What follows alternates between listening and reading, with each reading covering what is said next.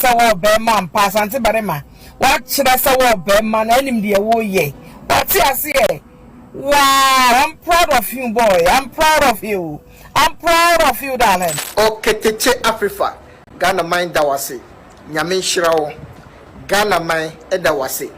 Nyame nhyirawo. Sana nkofo bi onyansa okrom ha. Sana Ghana fo bi onyansa okrom ha. Sana Ghana fo bi akọ school okrom ha. Okatakyie Afrifa. Pave the way.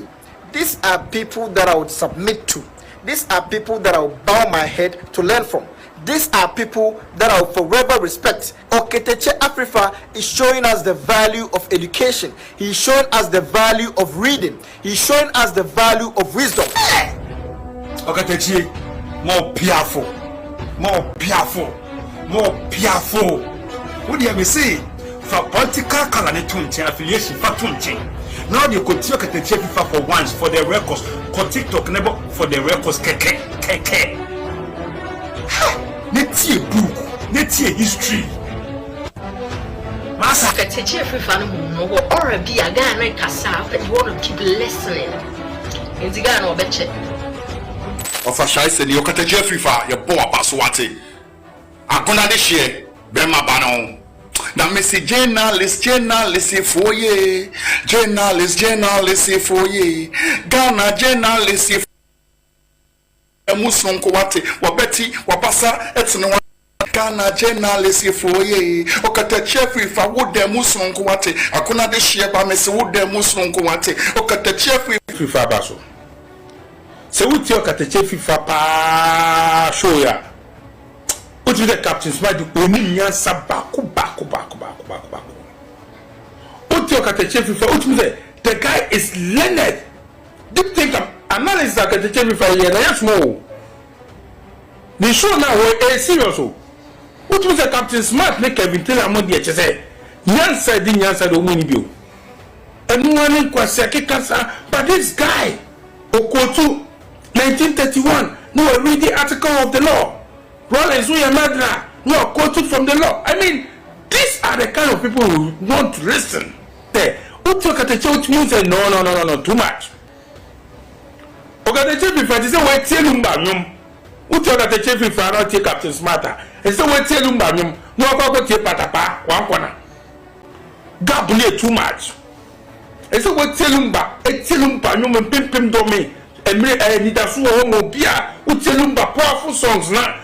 Friends the Captain Smart.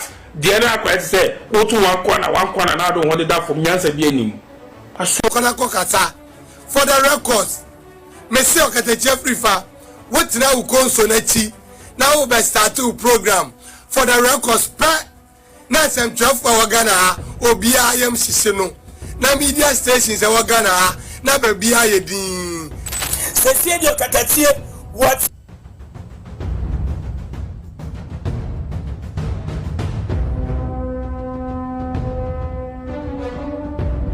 Yananti enyumre. Yananti.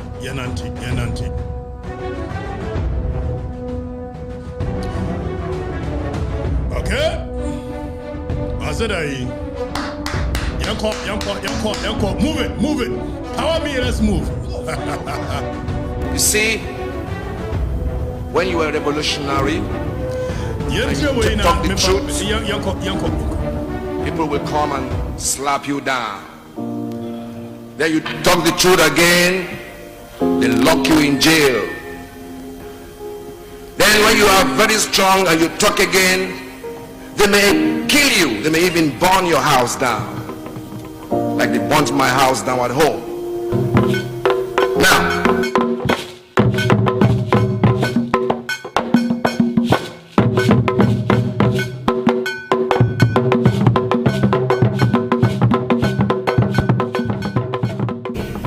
see, they come and tell you not to say the truth again. Then I tell them, I say, they never hear anything.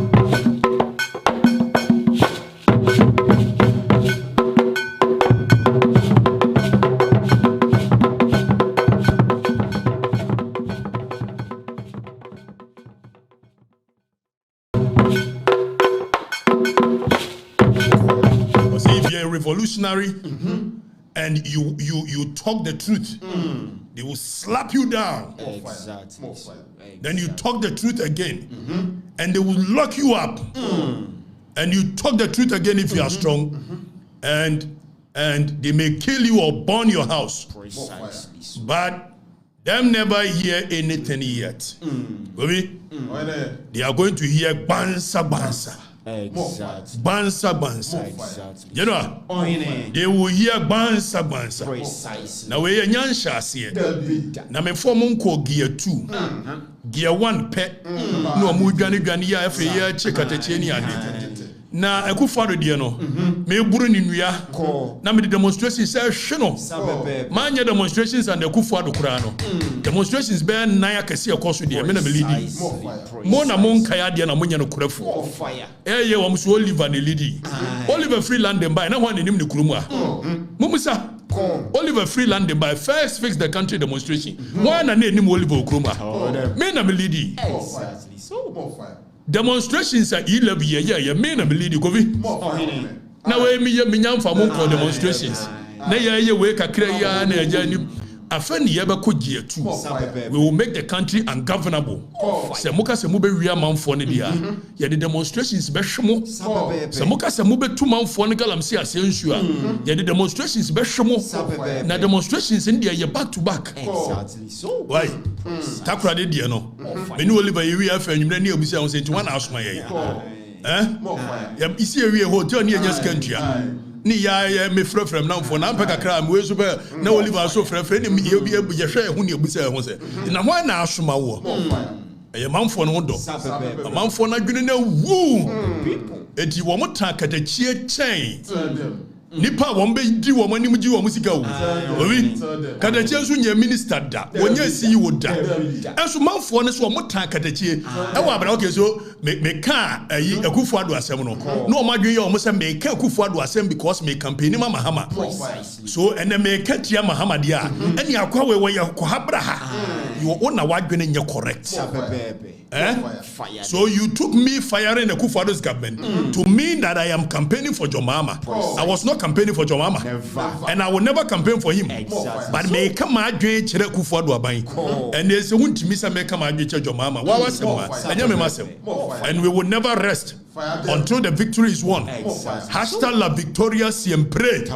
Nobody, no amount of intimidation shall coer us into silence. And you people, you know. You know, no amount of intimidation. Aluta continua. Former Chief of Staff Julius Debra. Me fresh and Aluta continua. Sana no the frame. Sa Aluta ne continues.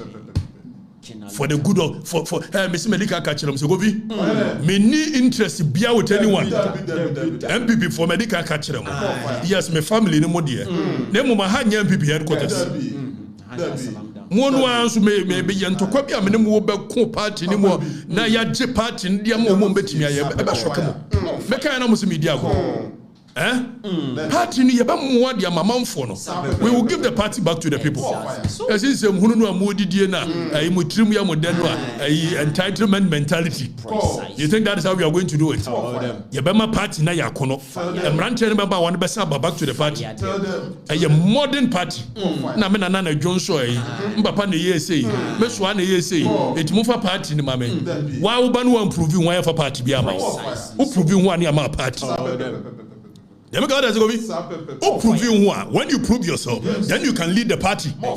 Mo bia me ye na me nana me free dan kwafie na me free dom no mutimi omudiri kotokoto semfunu kwa na ye di party ni mo. Obia obedi a year leader or MPP ni mo bia no. They will be vetted and approved here before you can lead. You must show the people what you've done. And yes, idea odi agoro. Precisely. Party ni besenya and entuma pefra. And victory will come back because MPP pen what the policies that builds a nation. Yatina wa ye rehan ya ma akromfo bi bera be mo. And one by number hijack a party. And ye necessary ye party dia. Na ye see cover akromfo. Wa we ye kromfo wa MPP msha se pack on your masa. Enye nti ne ye party no. Ye te party see the bebo amanfo. It's as simple as ABCD. Get that in your head. Obi ani wo party ni mo di sim hu na be support no. We will fight you. The masses are with us. The masses shall forever be with us. Because we've stayed the course. We've been very honest with ourselves. When I was telling Akufo-Addo what I told him when he was running, I did not care. Because my convictions were clear. Now, for misconstruing, they said, "You campaign, your mama. Your mama, I made a memo yesterday. I'm a Munusu. One imbu. And they were appointed to a way I said, one number. One trafutri. It's my campaign, Mama Hama. Nanu na me bura Akufo-Addo nua no kuredianti na me demonstrations hwe no no kuredianti it is an adrum so amonkama no ntum na me konkom ho nchim me ko ne ayi ye friend say pepper ne ayi from we sana wentia na fa ngu bantuam fa ntuam to fa nkuto kakra fa moto no ho munyabote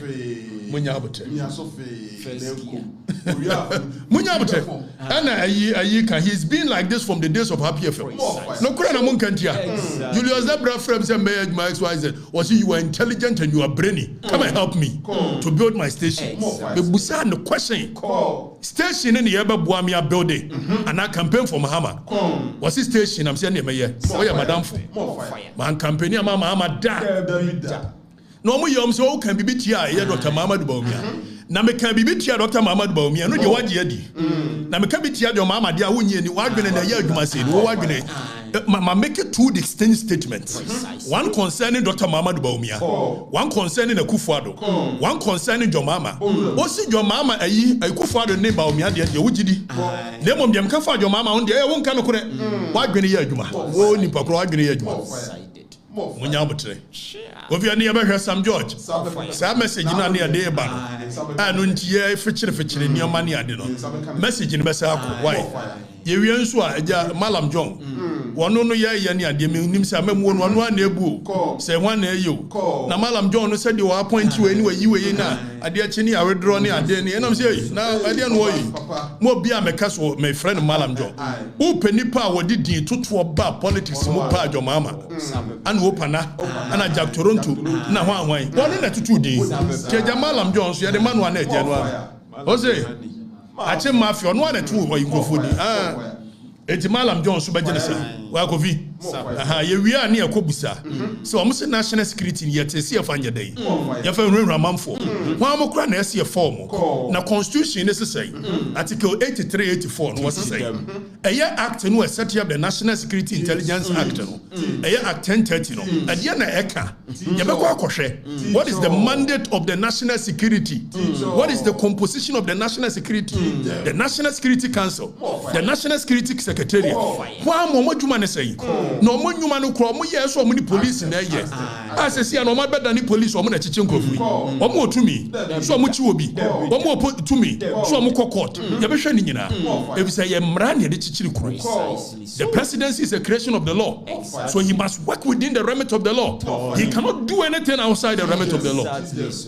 But because you use your unity, your man come and go for it, intimidating go for us. How did that happen? How did we get here? We are a nation of laws, and that's how it's going to be. It's ever heard also. Why?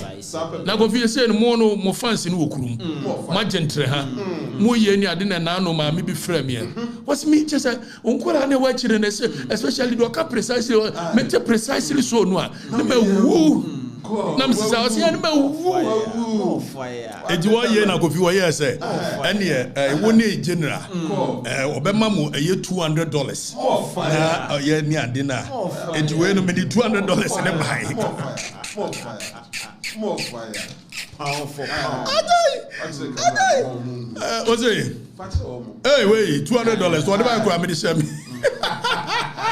edi obi general Munso mu na ja woni kofi ne team no wo ye ne ade wo de fo chibra na ye wo da o mbachi wo wo bra befa enkoto ye show ne ye wo fa komo mo ade fama no na omo dia ai we prosper kofi ahoto na ahoto nya wu ya no so menua no mo obedi di matem Afrifa, you are trying to be relevant. You are not a trained journalist. Stop it. Yes, me a trained journalist. Makase mwe from up here. Mo the journalist, me me journalist. Mo se dey bisa na mbefre. Mo wa se mo. Me journalist me dey. Kobi yanko yanim ti any can for some George message in command cutting razor mudi be buy mudi be buy amu be raise January sign a buy mudi cutting razor mienu and a buy hey and yeah for boys company no yate boys company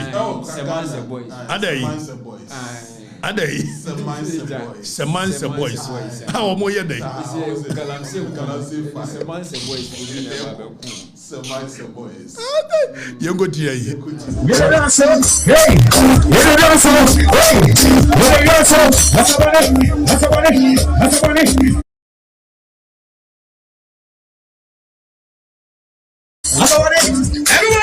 everybody shut down border.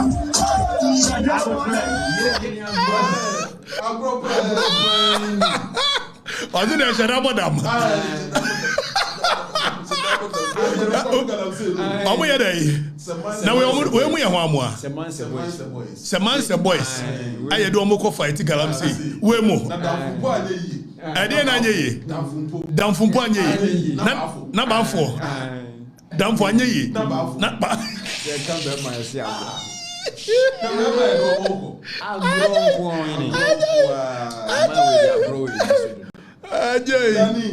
me mama agosu abenowa Sadabodam. It's when we go fight galamsey. Now soldier for ye training o mgo bi. Near do mo aye police for ashada ko training. Esua tactical weapon handling. See omo ko fight no. I know kura anye yi. And ya for boys companies. A omo shada bodam. And I ko fight. Man na se boys omo ko a ye mo omo ayi. Everyone said no. Enuntia. Shadabodam. Eso omo ko jeje. Scam. This government is a scam. It's a scam. We don't fight galamsey. We fight galamsey. Soldier fool. Soldier fool. Omunika is show mo. We don't no way you fight galamsey. I said that since you. I said no mutu. Boys company for. Boys we are a scam government. They catch your pain. NDC. Your mama. A scam government. And I see second category there. Yeah. Bobia Bay. Bobia answer. Oh, Bobia answer no. Some man phone ni mo. Or no ne ma me con door radio. Aye. Satama FM. What transfer yeah. When him say me bury ase. Jami nyabutre mo bobia yi na se nyabutre. Me bury ase. Me nsuro da se ni bia o microphone achi. Ono pe ananam suru no. E say so kura me break chin. I say my teaching. What you say my teaching. Mati. Eti wo si bobia kasa. Bobia se dai. O ntimi fo anonka. Je se wo kotie. Bobia. Brofood. Ani yenkotie bobia. NDC for sure no more straight. But NDC subai. Omo power na omo ewura office pe air condition bono. No to be Land Cruiser pe na ni Jimmy aba. NDC ni bia subai. Onye ewura office ohun air condition first 4 years na yemano. That is how a typical NDC person thinks. But okay na NDC for sure no more straight. But NDC subai. Omo power na omo ewura office pe air condition bono. No to be Land Cruiser pe na ni Jimmy aba. NDC ni bia subai. Onye ewura office ohun air condition first 4 years na yemano. That is how a typical NDC person thinks. But okay na NDC for sure no more straight. But NDC subai. Omo power na omo ewura office pe air condition bono. No to be Land Cruiser pe na ni Jimmy aba. Danny first one. General. Na we mko fa free here. Miami commander Bobie and a cancer NDC for your day Omura air condition ne bomo when your language are atria NDC for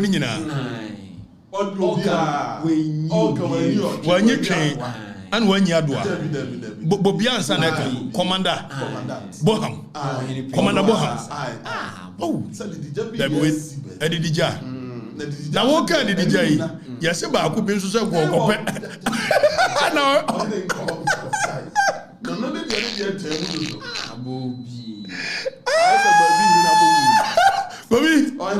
now or who was a PRO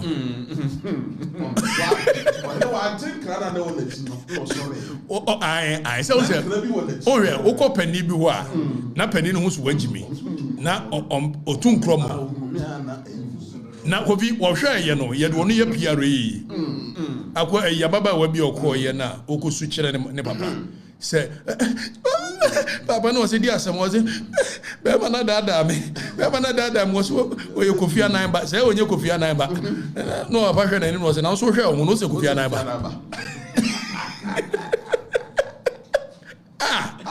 enti koko pe PRO wodi na fuyi no sabe abetune won walk unfi ogobe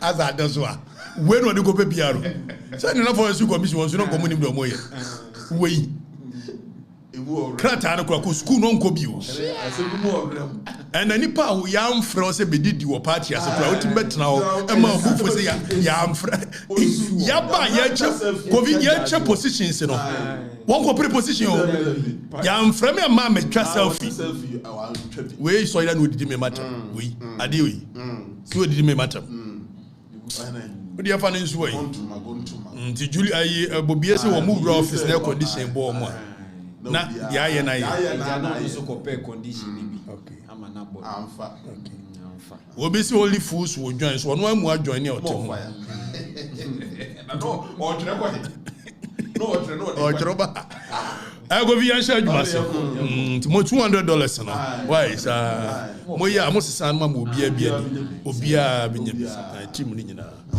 obi de entia no mo ha ye internet ni ade no Sam George ni NC ni ade ye be ka ho asem mo ja ne na kura ye be sa mo pa mo dum light si akura ye be so phone ni ade aye why ye be so ka yi phone light ni ade aye show why Gobi na yankɔ ne Sam George ni owura Sam George Samnet George Minister of Communication Digital Technology and Innovation na oye Minister of Communication Gobi ana na no me wo hwa na me hunu say yes Sam George so be foundation na foundation ne koye ayeyede ni ade yes and for that matter Sam George when the finance here Sam George say ono ne finance here na wo ye no na manfo na dwene na ko Sam George na me tell wodi na me say Sam George me hu say wodi partners MTN na me say partners MTN Minister of Communication and was in a foundation no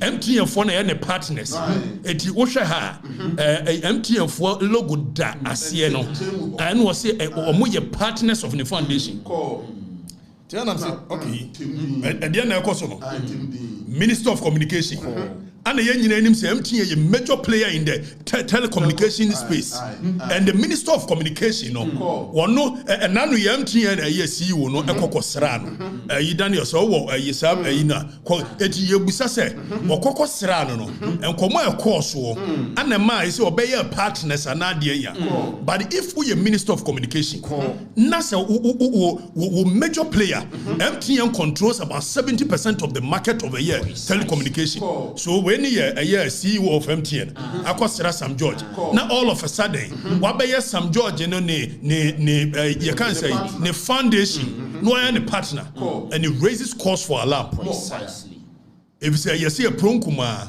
egu nhire na ekura na etikuma kwaduo yi na beso abribra na agoro no ehya ase emponi say communications minister timi anam so mame nkohwe say Sam George ebia na MTN for aye ne partners all this while and don't forget say Sam George say onu otu onye adwuma da apart from aye MP no odi no na onka no kurenti no ukohwe aye video bi e bebo a kire mu a oni delay ye interview in one breath ye busa ne se ne yire ye adwuma ban o se ne yire no wanya adwuma o hwe nkola and some judge went to ye can say parliament a committee set up by a year act na ye beba ho kofintu ko a year act 769 and no na set up a year the NCA National Communications Authority and National Communications Authority omodwuma ne say wo mo na be regulate the space of communication telecommunication na wo mo na regulate a year MTN Telecel Airtel Tigo ni ade wo mo na regulate wo and NCA is under a year the Ministry of Communication so the operating minister there is Sam George or no exercise control over NC although it's an autonomous body but the yebusa say the minister na telecommunications in national aye nyina enim say na no krebe ye say e ba no say e internet ya dia MTN say there be mumfa ni nyina ama ye na ye nche so by every means possible MTN is trying to stamp a any authority within the space of communication which ya pass mrakovi ya pass mra sa mra no e kire say per the NCA laws no player in the game should even control more than 40%. So the government is taking steps so be reduce even the monopoly of MTN within the space. Eti ebane says a minister be I no ye minister of communication na MTN CEO ekwo na onene koko ekwo ya say na ade achi no be any partner. Now there is something called corruption or perception. That is how come I say corruption perception index because some of the things about corruption it is the perception the optics of it. So you busa question say Sam George dey na can no and all of a sudden MTN for na ye be call Sam George social media page Instagram na yakohwe Daniel so yi no afameko na yenkohwe Sam so ayi ahanti kobi me na me se ma me nkohwe Sam George ni Instagram the foundation ni Instagram so Jata Foundation Instagram ni ani enam ho ani ekọ me hu we 2022 me hu MTN partner bia ho 2023 yanko me mo nyina mu hwe wo MTN nya partner bia wo Sam George from 2022 MTN nya ne partner da 2023 MTN nya ne partner da 2024 MTN nya ne partner da afa yanko page no foundation ni page yako Obi, all of a sudden, na Sam George be a minister, obey a minister na MTN a PM. But there is a code of conduct for a year public office holders. All of a sudden, you say MTN is Sam George, a partner. Now carefully, or Shedan will cast partners and not sponsors. Because Sam George is smart. So he says partners. But partner no more yet or more check credit, and no more internet, no more the year day. Now, or the Bema free. MTN were a private company. So the major interest in the world. And so make it profit. So be make it profit there. Or be partner with them be free more as a minister of communication. Now Okosha Shraj wo a code of conduct for public officers. Shraj. Young person public officers. Ebe ye nyoma basabasenti. Now so code of conduct no project in Ghana for ready. So this is the code of conduct for public officers of Ghana and the guidelines. So embrano even the constitution ekase public officers eni kwaso omuye bibi. Na yanko article 284 of the constitution here article 284 of the 1992 Constitution say, a public officer shall not put himself in a position where his personal interest conflict or is likely to conflict with the performance of his functions of his office. The framers of the Constitution per Article 284. Oman can say where it only conflicts, but see it is likely. So we are trying to nip every situation where even obedient Hubert two position be a corrupt. So if a minister of communication NCA shana say na MTN NCA say na say ochina was the MTN ne partner. So the likelihood of conflicting the personal interest with the office he occupies, and Constitution eka. Omaya yetuma yemfamra nyeshe. Your family anya hwem. Obia do ope. Sam George no no call for equity. Sam George no no na SCS agya, no na wo ye wo china yeso so ope president ni bia di ni ade. Ai wo pe bia di. And then Sam George say, obey Minister of Communication on the regulatory MTN. The MTN and the partners. So the Constitution 283 or say where now young Konian share a year code of conduct for a year public officers per shraj. So the same phrase, you know, the person aboso ba a japayenti. There be next one where Constitution, called a year a code of conduct and then now Public Services Commission and so amma a year code of conduct. Are we a public officer? You don't put yourself in a position where your personal interest conflict. Not only conflict, but it's likely. That is the phrase. And one country says Sam George is MTN a partner. Is it not likely to conflict with a Nejuma way? Is it not against the law? Does it not breach the Constitution? And we sit here, a nation without laws. Now Sam George has to office. Sam George, what has to office? When his action is in clear breach of the Constitution, and Sam George has to because we don't care. Now, Kofi, I didn't want to see we need to Sam George said, why the finance where you know? The foundation, and don't forget, says now committee of inquiry anymore. A public account committee, a ministerial vetting committee, whatever committee. That's how could transfer the per the laws of our nation, you've lied on oath, and it's a perjury. And perjury is for jail sentence. For lying on oath. Now, some judge call a year vetting committee. Or call vetting committee, you know, and we can't be but before say Obeko vetting committee, you know, young only delay your interview be. Some few years down the lane. Young only delay interview a year. Now yentia more kind. Now all of a sudden, yenti. 3. What's that? How many years? We're 10 years this year. Oh yeah, then Juma. Juma potin or yeah, say or TTMA. Oh no, I was saying 3. What's that? How many years? We're 10 years this year. Oh yeah, then Juma. Juma potin or yeah, say or TTMA. Oh no, I was. Govi. See, Sam George, a very dishonest character. Sam George say, a Juma ne yere ya ne se otite ne ma. Some few years down the lane, when the same St. George has appeared before a committee, and I don't know why the MPP part of it is still sitting down because this is perjury. This is perjury. When you lie on oath in front of a committee, it is perjury. Precisely so. Which you can go to jail for that. Now, St. George a committee. Yanko tie your can or committee. Take note. Or send a na Juma waya ne say what it ba. Yentre the St. George can committee. Of any secondary source of income? Mr. Chairman, I'm married to a very industrious woman.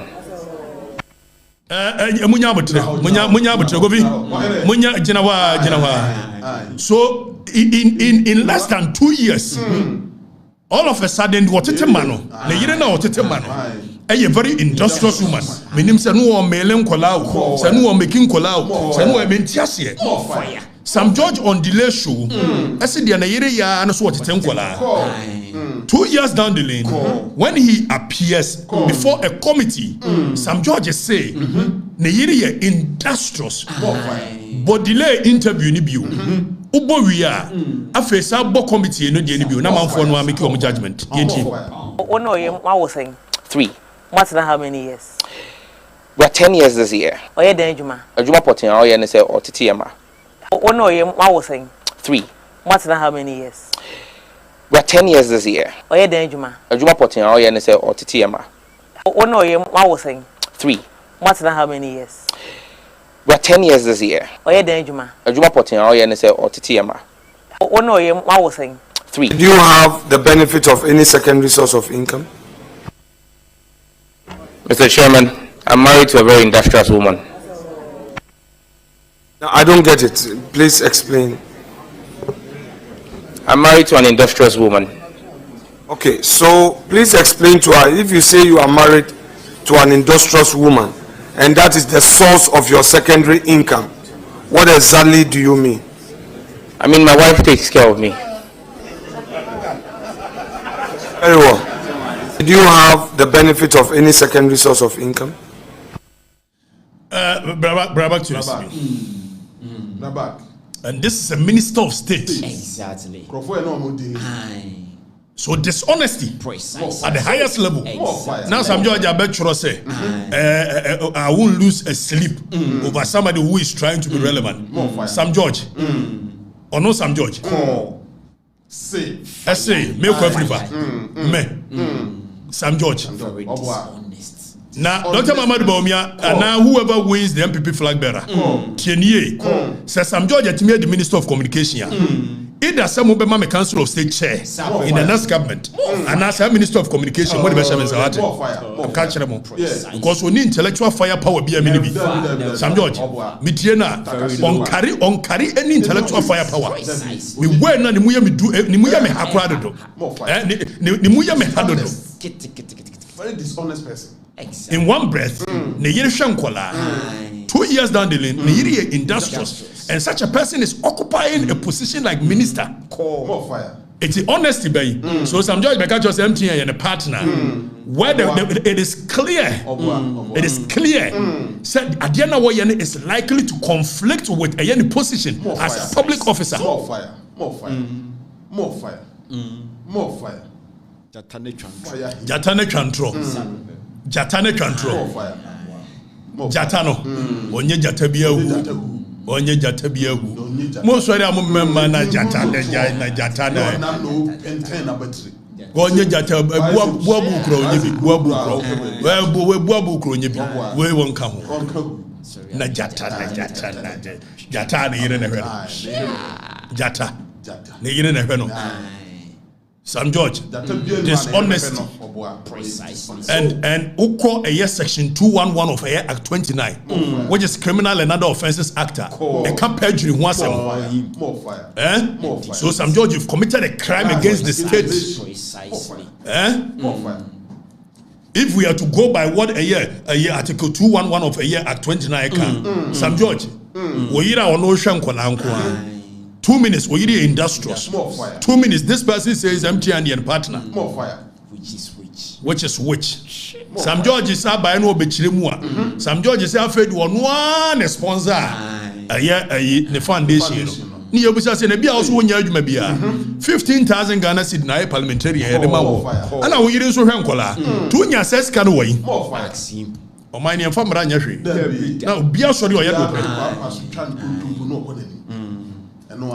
and these are the people leading us. The catch them say it is a scam government. Scam. Okuja trouble akwa. What's it? Enwa obi.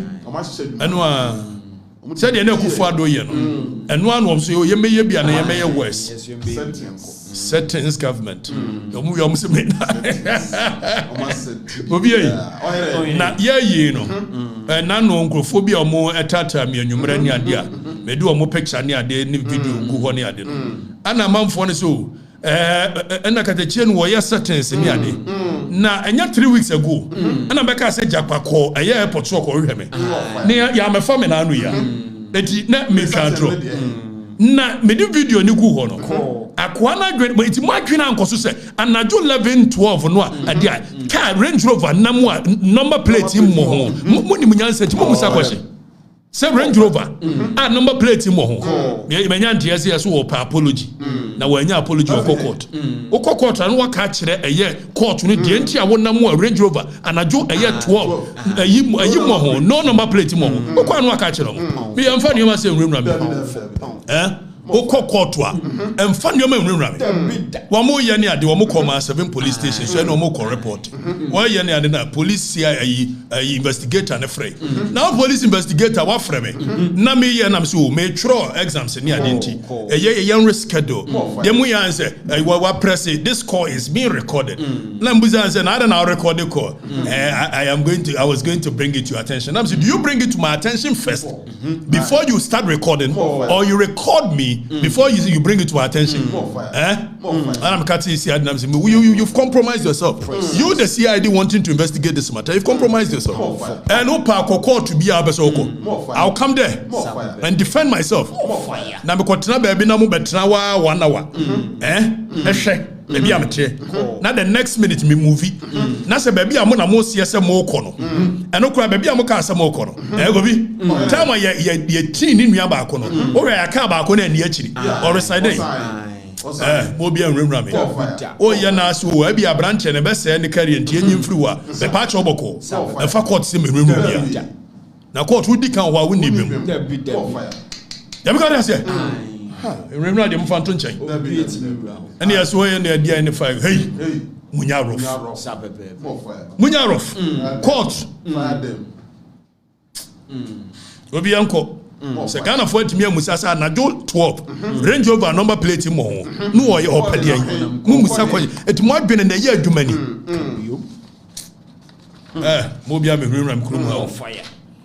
Govina young corner when you from bridge the gap between Sam George and the serious matter that we need to address as to the locus of air national security, which is supposed to be in charge of taking care of the security of our nation, both external and internal. And this institution has become a tyrannic institution, terrorizing people left, right, center. And no man in this country is able to say it.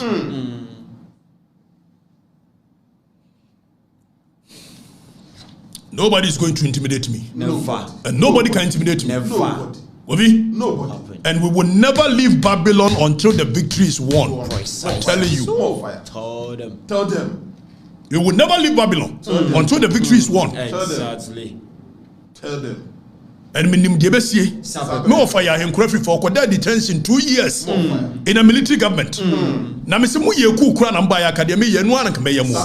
Enen ka me de ka de be nya bebi wo. Ka mba chi akuye. Na civilian government am ran ye di adwuma. Ene ahurahura make adachi. Afrifa. Na me ma me go shop no frɛ osu. And I'm say ma so ma say woman. Frɛ me so. Koko didi. Hey, should I say na wudidi? Na rura dear is many. Rura. Wo fufu di agoja. What is ya chimia wo fufu di? Ade. Bia ni wo betime rura me. To akoko no. Na ye beba ho ma be kire di esi ye nyina. Go bi ya ye ni ade malam John. Amemu oni so no na ebu o. Se ho na ebu o. Uya yes ya appoint we ade achi na nipa no ho so asira bi me appoint no mo umunyi film ni obe has ya draw ade achi na yes Ibrahim so appoint bi afa kire ade achi yes ade me nya munyi film am say hey kofi kam hu yi o ka so obedi o man animu a it is a serious business. Leading a nation is a serious business. And by the time we hear kwakoto aba no you should be clear in your mind the kind of people that can help you to lead a nation. Precisely. More fire. Ashasia na kwa baby. Yes, for Hanabisu betoso. Yes, the Hanabisu. Akoto a year by one common fund. Adia chinya say there be ye Hanabisu. Say you reappointing from a year a district assembly common fund. No, you the co administrator of minerals co a development fund. I'm say, and then I go see. Now John no more and who na. And then the Malam John or more and home. No the way fun or the faha, no the way of her. Hey, Malam John. Eti ultimus what that's right away. There be okay, Mumfa. So what goes through his head when he's making some of these appointments? Unless we are being told that the president is not in charge of the government. Precisely so.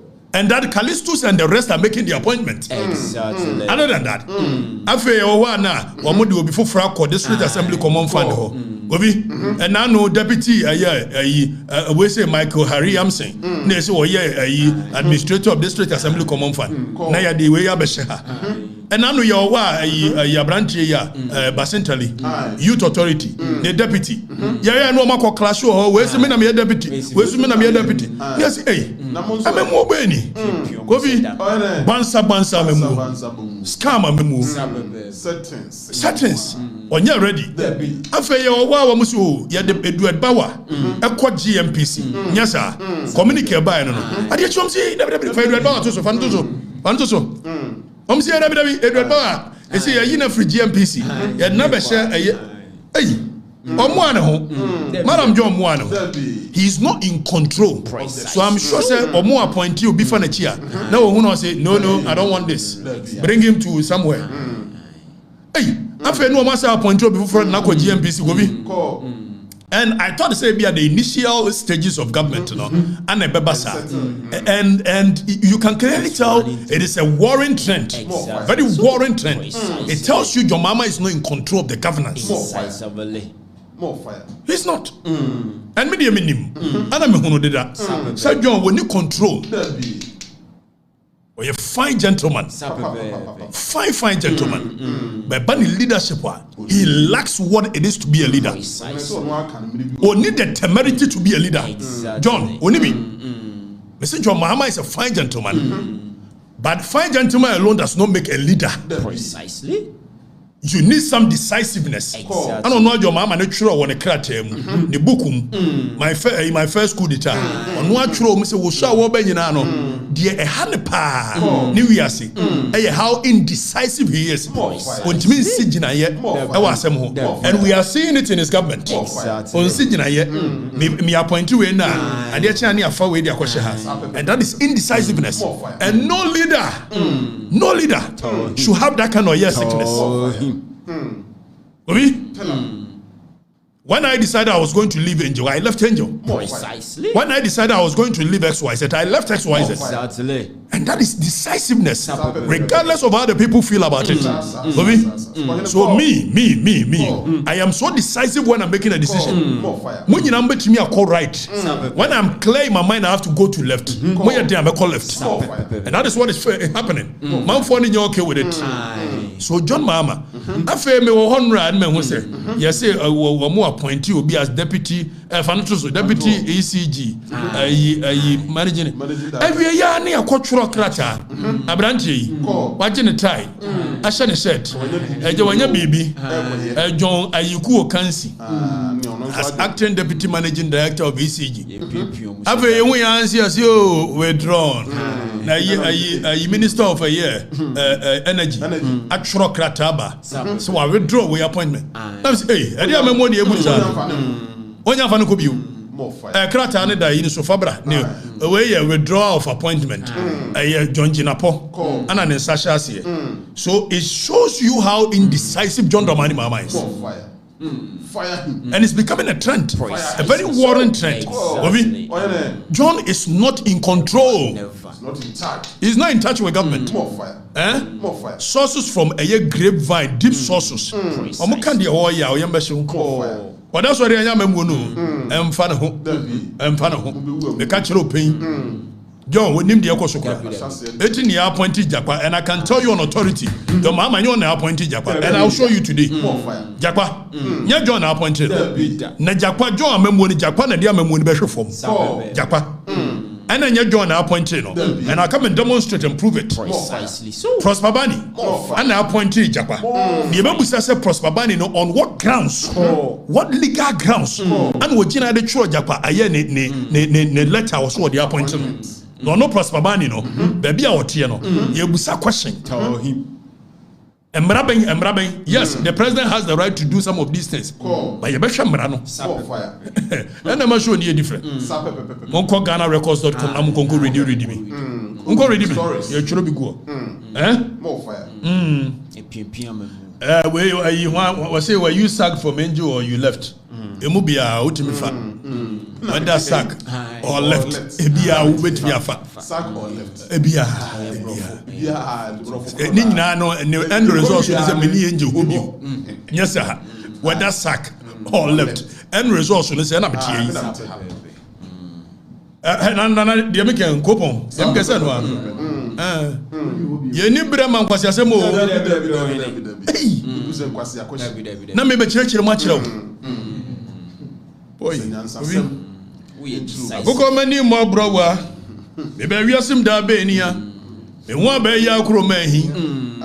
It in Betimia Sachi Kojo, Amana Yakroman Fini, we are some more 10 Huna Yao.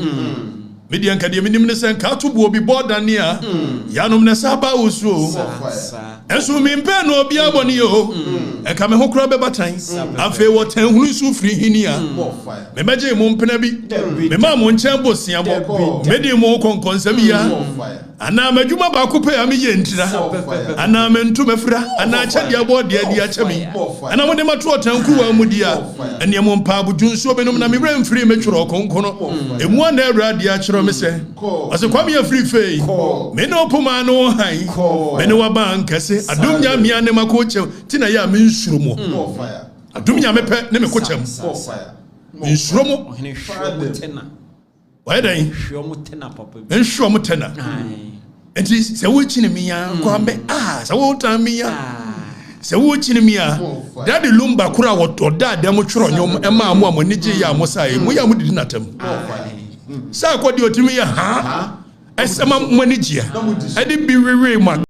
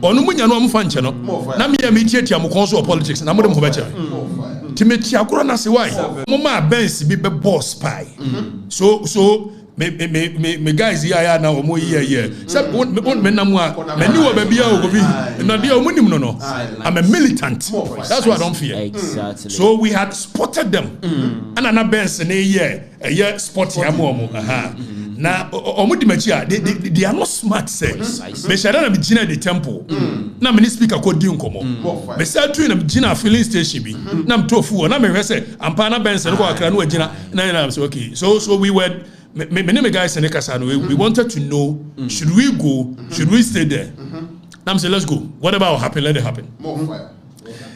Oh, can what is it? More fire. It's me branch Christian village no me ye no ade na go bi abe ye hwese pick up when be na omo ye na boys no said ye omo ye gota ya meka ho asem ya wa sorry abe wa no medwe so omo twam akwa de mu yan say boys no de gota no pack more fire more fire. But trust you can more I'm say it can make I didn't want to mind them. But pack me na we see na clock here AK47. Now we I said me kabibia. na we ye AK47 na we ye na boys attention gram ogobi mema pa na ba ko na si no no ana ba ko nso abegina ba chika na ba ko abegina ba chi na sa boys no nso asi afiri sa aka anim ana omo cross scene na o Christian village ho obi with AK47 so na ba ko bom papa hey be a don. I'm like, okay, be a don. Do you even have the right to sit in my car without permission? Oh by on for warrant in chire I say hey we are from be make us just say o mo force door na be na me be ma o mo no trance or trans here move. When I'm saying move to where? But I'm from a lawyer. Almost said da. I'm from a lawyer.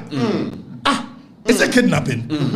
It's an imprisonment because per our laws. Oko section 49, section 52, any other section. Nina about imprisonment and kidnapping. Opa no for warrant to be ancherem. On can cherem the entire see a movie. Ovi Afrifa me and me movie. Me name lawyer and kasa I am baby I make movie. Oh no more order from above will be a friend. Hey, one movie guni handcuff. I be to us and my master. I'm okay. You let's go. Ti yakono. Na wana mi moving ade. Ano mo de me call. Ayi kaukudi. Bia na hono. Say one ye bia na nankasa. Original nankasa. But because BNI does not operate the way you see, party boys now, when you are munching me, a bit more. It's already me rack. How could you call BNI? Say, by Uncle Phone Humachi. You could do a yes, you be remunwan. Anna, course, I free her by. So, or move him in free her. Because I'm sure they have picked intelligence. Social media is boiling. I almost move him free her. Straight. No, I'm going to call Blue Gate to her. You could do Blue Gate to her. Because it was not a sanctioned job. No one now will cross me back. So you jina well over 15 to 20 minutes. I know Mumbi gate in my. They needed to make calls to confirm if indeed I have been sanctioned to come. Okay, so I sat in the car and I make come catch young guys na no motika anymore. Na me say mo ye young guys mo nyu swag be na ne kakra. If so say young guys here mo hey. The next 30 years, nyame nkunye ya. The probability say me no wo be wo the space of government mu high. And podiano enka na ntwe to enka confonso say. Oye dan ya within 30 years, MPP will come to power. Na me busa question, me busa young guys in question. Said the mu ye if MPP comes to power, na me dibi be yam won tebe yam de. Ave no mo to hwe nim. Me Kenya sem chiro no mo ye nyansa fo mbadwene ho. Obi ave mo de me ko ye ni ade. Enhira nka awrade. Say nipa me kotro no ohun no me no. Eye Osman Alasan. Oye madam fo. More fire. Insurance Kenyame. Eti bedro no say why be arrested my friend. No say any momfa no mra ni ade no de me kotena ni office. Ye di nkomo o kire yes. Ade tin ma ya ni ade a. Wo mo so wako kan bibi say national security for ewo na onim obi omoboa onim and I'm so yan chira me video kura bako kan na me fa na me kan so amaka no kura pa so me say sisu bia say national security for mo nya word ya ene mo won tworo mo abia agrofo we and I know ya ba ya mo hu say boys ya mo frɛ wo mo say national security for obi o mo hihye nguram nya galam say no mutu o mo galam say for ho bai etidie here national security ne say me so mu tu galamse ne monya galamse nso ne yese no we national security we national security edikate chia kasem eno ye threat ne mom threat na nkase ho no eno nya the concern of the national security fire them powerful we national security we Kofi Afe and Osman, and I must be honest, he was very gentle. We had a lengthy conversation. Now, Mr. One Chiremia.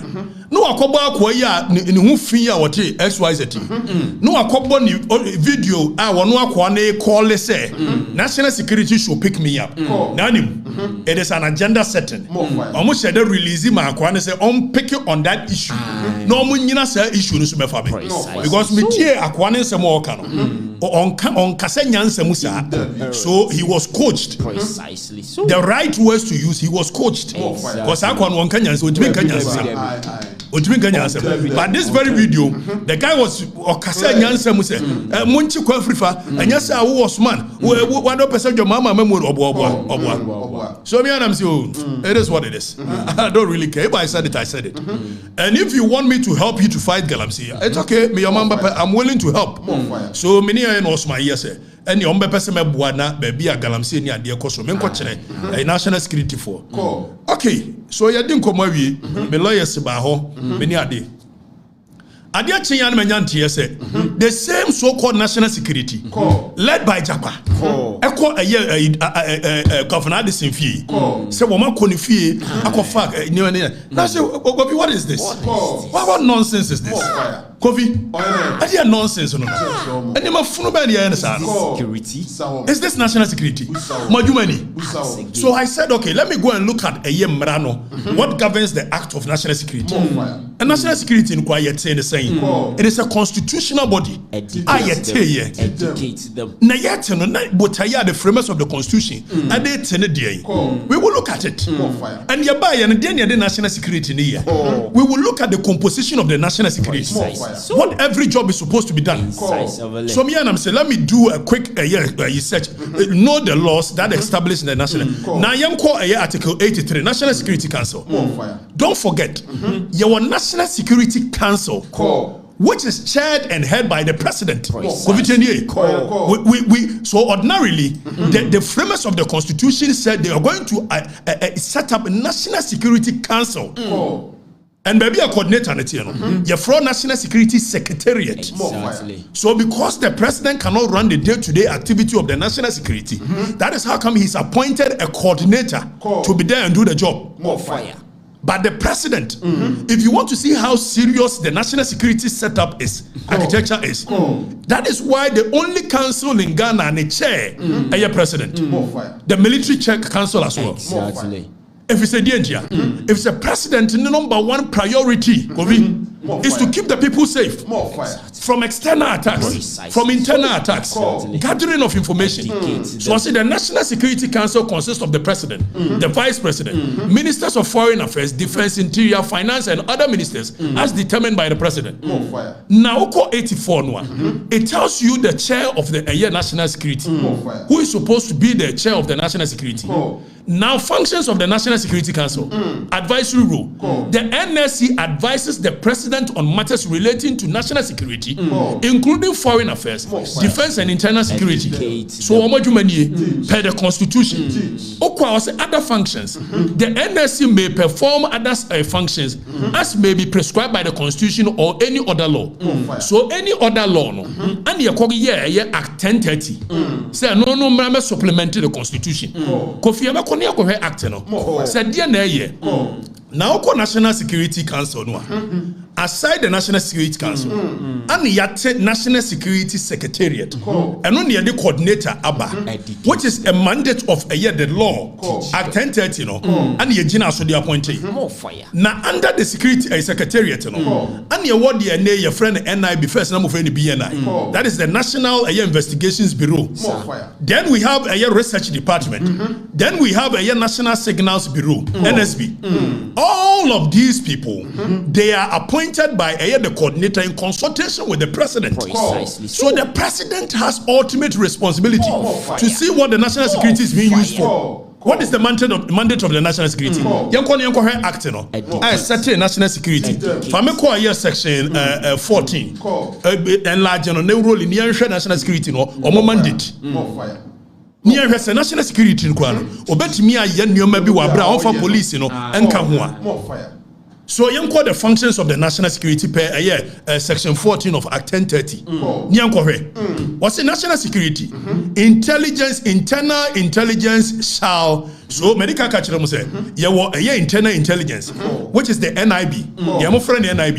Omo Juma say omo share internal intelligence, gathering of information internally. The Omadani security gas omo chichin crofo. Omo Juma pen.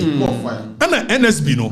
Omo Juma pan say omobaji signals from across the world for any external threat. So NIB no ene yehu no research department no wamo na ye research here social re-engineering. It will call any society that is a serious society. The national security at every given point is much concerned with every facet of our lives. Whether school, whether music, whether movie. So Oko America, movies in most of them are engineered by the national security. Because social reorientation, social re-engineering, and we sit in a country where the president doesn't know, he has no clue what national security is used for. More fire. It's section 14. You read section 14. Was it the internal intelligence? The 14:1 no. Fabra, near radio. More fire. Enlarging kakra. Enlarging is far from me. Enlarging. Enlarging. Let me educate you near radio. Let's look at what the national security is supposed to be used for. Per the section that establishes the national security. Was it the internal intelligence shall brief the president, the National Security Council, and any other relevant stakeholders on intelligence gathered internally. Gather intelligence internally. Now, or more briefly, and I've been in the soldier for California. No more no. Some Funusani trauma when you're strong was was it internal security interest of the country? We are was a 14:1A was it monitor, collect, analyze, evaluate, retain, disseminate in an appropriate manner information and intelligence gathered internally and perform intelligence operations. So first of all, majuma nie se mo be gather, mo be monitor, mo be collecting, mo be analyzing. Ye busa mo se mranche na mo fofo mo di gumu no. Do they even have a clue what they do with this? National security. Ya ka munim red and ya dey sere mo me kan kire ye intelligence amagada ene niam amaye wo ho de hia de monye Kofi Yanko o say they shall be responsible for counter-intelligence. They shall be responsible for counter-intelligence and activities for internal security and stability of the country and intelligence gathered internally in order to prevent counter-violence, extremism, including terrorism in the country. Now, Yanko read G in the radio. Also, they shall conduct investigations in collaboration with relevant security agencies into serious offenses and matters of a national importance. So investigations require national security. They are not supposed to be doing it alone. They are supposed to be doing it with the police. They are supposed to be doing it with the military. If it's a national security, we need the legal temerity to go to court. How many be? See, police penny what to me so prosecute you. It's a national security who you on your man. All of a sudden, the national security has now turned into the police, making the police useless. See a kwachubi, ya ko bi dem, ya ko yesi, ni ya busa se. Mo the warrant buy, was here the buy. Me do ba court section 34 ho ni ayi. Ni akwa even under what circumstances they can go for a warrant and come and operate. But before that, ni as a president and appointed national security coordinator. And appointed Osman. So on national security coordinator. Indecisive president no American. Owie no asako appointed Prosper Bani, former chief of staff. Say he also be a special advisor to the president on national security. Our president no. Who national security coordinator. Our director generals of the three bodies. Prosper Bani na juma na say. Special dear advisor. Because the coordinator is supposed to receive information across the nation and advise you the president. It is special dear bay. Special dear bay. Ask them. Prosper Bani position occupy. Yes, the president, you have the right to appoint anyone you so wish. But it should not be seen as though you are appointing people to go and take up offices. That is constitutionally mandated, set up by an act. I feel like appointed Prosper Bani.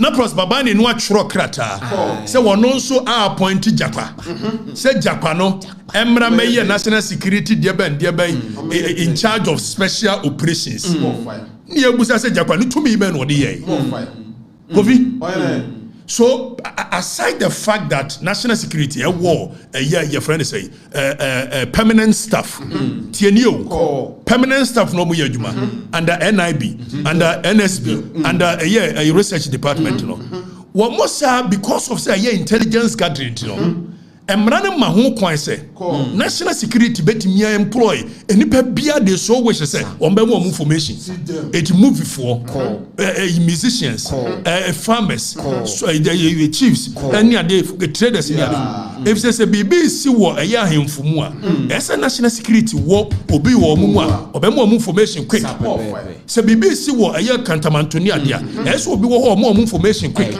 So apart from the workers of national security the national security is supposed to employ and crowd the border so na your farmer na mo or da mo payroll so it wo ye kro mo say Francis Poku time and Akufo na kwasi prat ne na Kwaku Bako national security operatives she boni bi anim ense kwan enti because ye BSA avenue say ene mumfa obi wo bodi obi wo asankregwa obi wo agona obi wo wiamuase na montua ne ka no instead see ebe na saa na nipa no wo jurisdiction specific a obe feed information no afa nkwase asem ko na national security ndi ye to abawi a party boys no omo boy ya only jurisdiction bi a o monitor no ni e do omo got a tutu omo nsa no and you see akofa so for instance if anybody wants to employ Japa they don't need to give Japa very reckless, irresponsible character. So you don't need to give him. So you can let him be a contract staff with the national security. And nobody will care.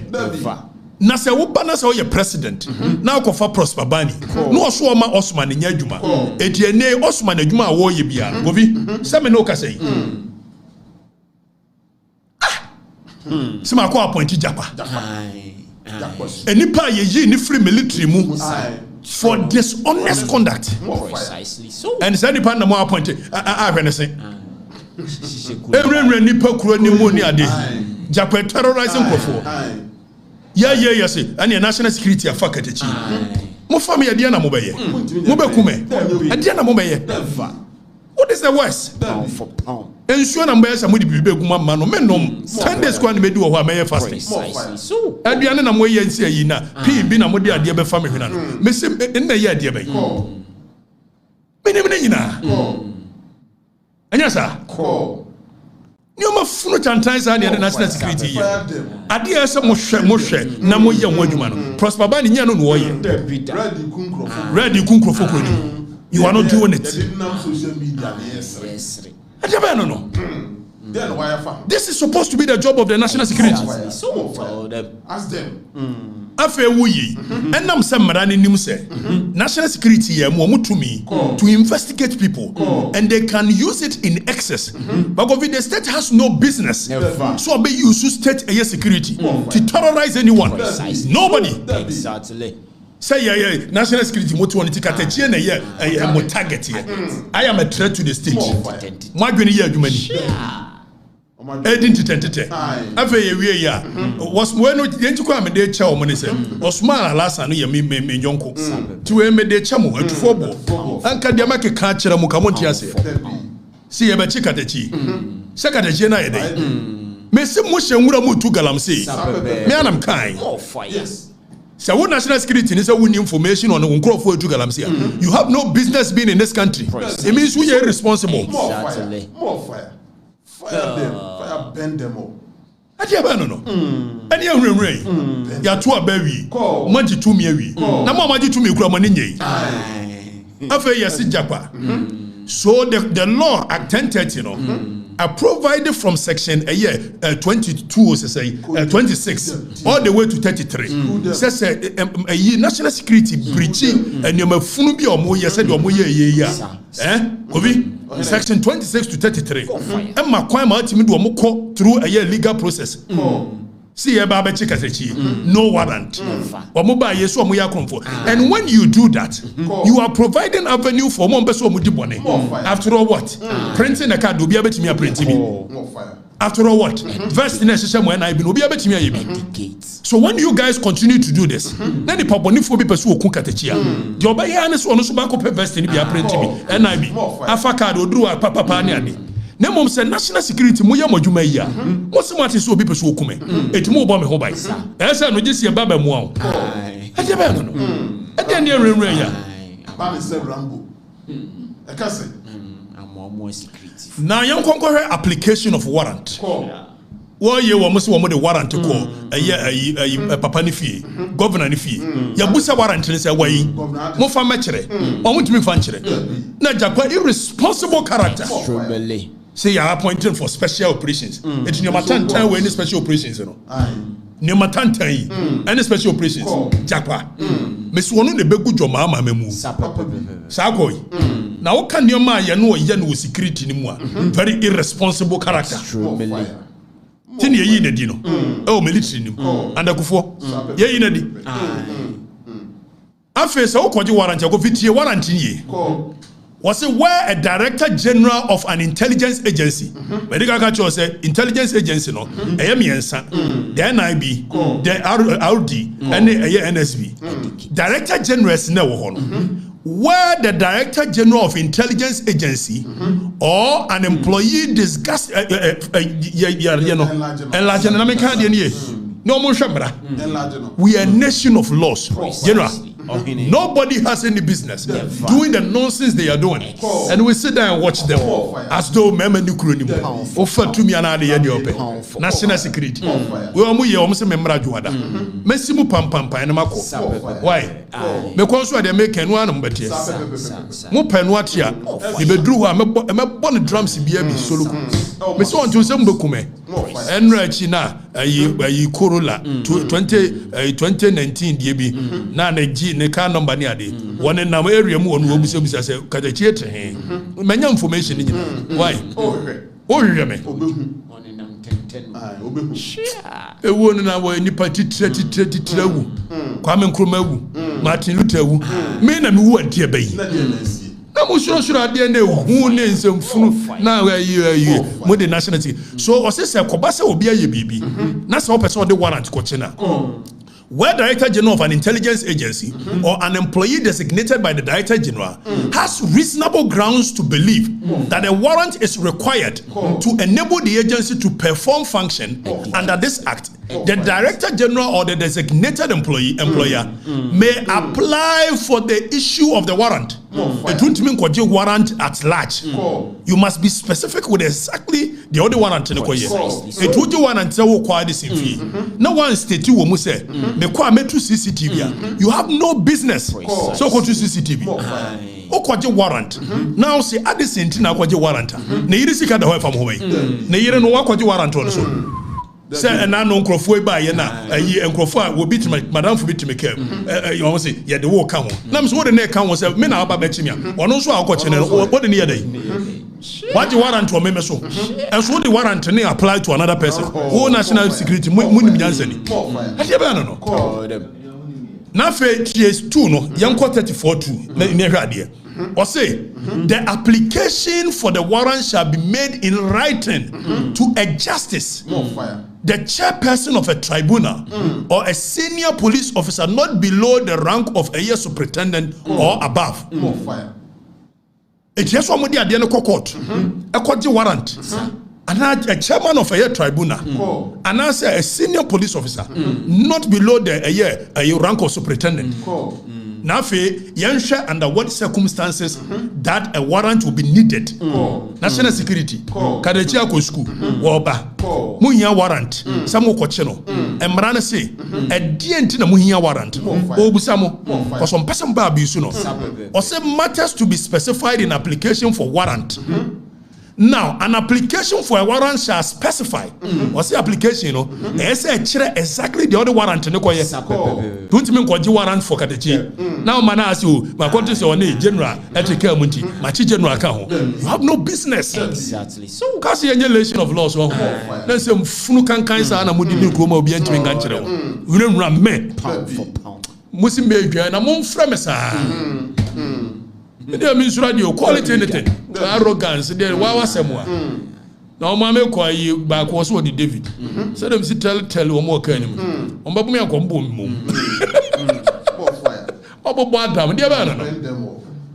Now, you ready a year for a 34. I say, 35. Or said the facts relied on to justify the belief or reasonable grounds that the warrant is required. So as a court, some facts to rely on. Say me a name way be sinti near GD say a warrant. Or said that the agency of the matter is of a nature that it would be impracticable to carry out the investigation using the investigative procedures of that without a warrant.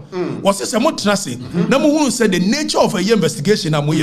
There is some agency be more pentem be namuka samube follow Katachenga Kranka Munya sa de Corono or best sano and none the bemu apply for warrant. Naga the joy or your threat. Meganako baby. It's what is the agency in chasing there was some phone Tantania to Chronomonia Yatewona. Maji to me. Instead, somebody employ the proper people. Irresponsible characters like that. Extremely. It's watching out the bonny. I may say the umpire will be ammonia.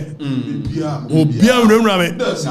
Hey, room be. It's in a branch and I wore the car, Edimachi, and I do 12 and 1. Won't need number plate. I will catch them make at the cheese and I will be patch. Because I'm not patch over. Baby, I caught now. You did it. Can't me no be see more than 1 hour. Coincidentally, me coffee no, me jina a boys be a woman ho, and I do almost 12, but me who saka need mechino, and I me jina a yashitemu, and yashitemu didn't come more than 10 minutes. Na time me jina on a car in me and I be pam who be came. And many boys in jina didn't come more than 10 minutes. After me ya, me go so mukono, me branch to a yama in ana omu and nasa so. Nam say hey, sakas we meet no manam. Ne you chase no me I told you when you come and you come when you chase more nobody should come and tell me say and we did not who be try more than 10 minutes. What they didn't know was that not car back wa me nam ani me nam no na no wo animu etu ohunu omo na say ohunu ni nyina onim say your call ya me code refi car Range Rover na say back e ma me cameras ni ade ni wo say be can dey Ram you. In Ram more fire. They say, wo ba, Kobi, a name of you penny. In war, it is only two things that happens. Either of each. Either you win or I win. But like I keep saying, any day, anytime, I'll win. Pound for pound. Even if you win, you won't go, you won't survive. I guess I'm around. Hey, Mobana Bekitu na the motor farm on a by the time I'll be moving 2 seconds, now soon did that. Maybe who cry you die. Missing maybe where you die. I don't know. David, I'm going to know she has some idea myself. Bring work out. Jimmy. I don't know. Bobby, it's national security. No. Obiant me nyusu from Reno Bia. Na Juma is why your home. A choir so fast with Obia me use Reno Bia. Monday we may say shirt and come a suit.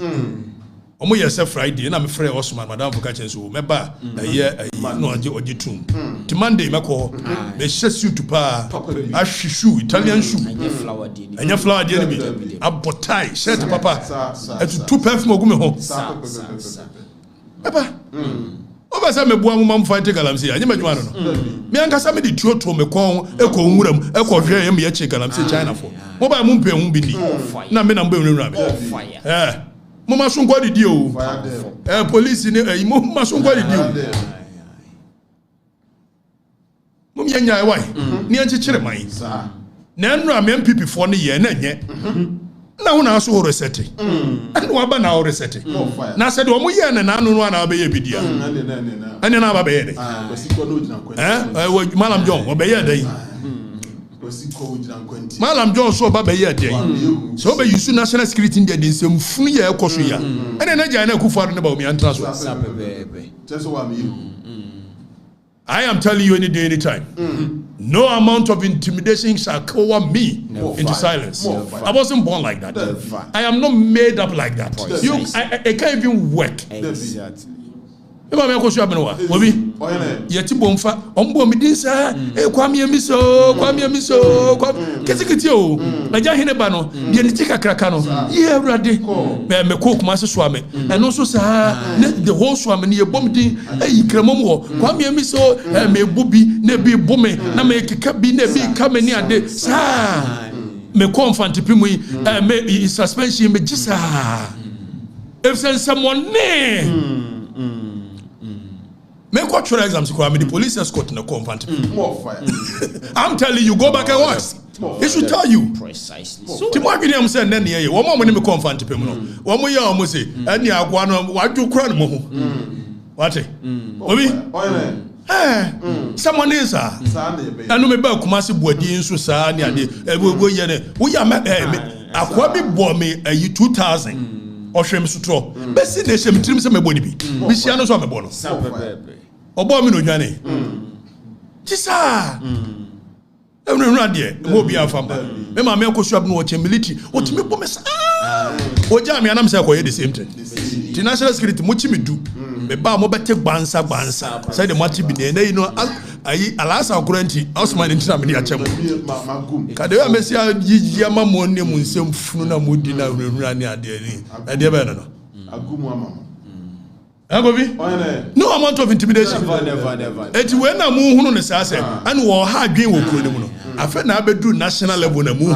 Timo kuma no ntum. Onfa da tufo. What? National security, police, military, we are a creation of law. And we are a nation of laws. You are going to work within the remit of the law that established you. Nobody has any right to be doing things outside the remit of the law.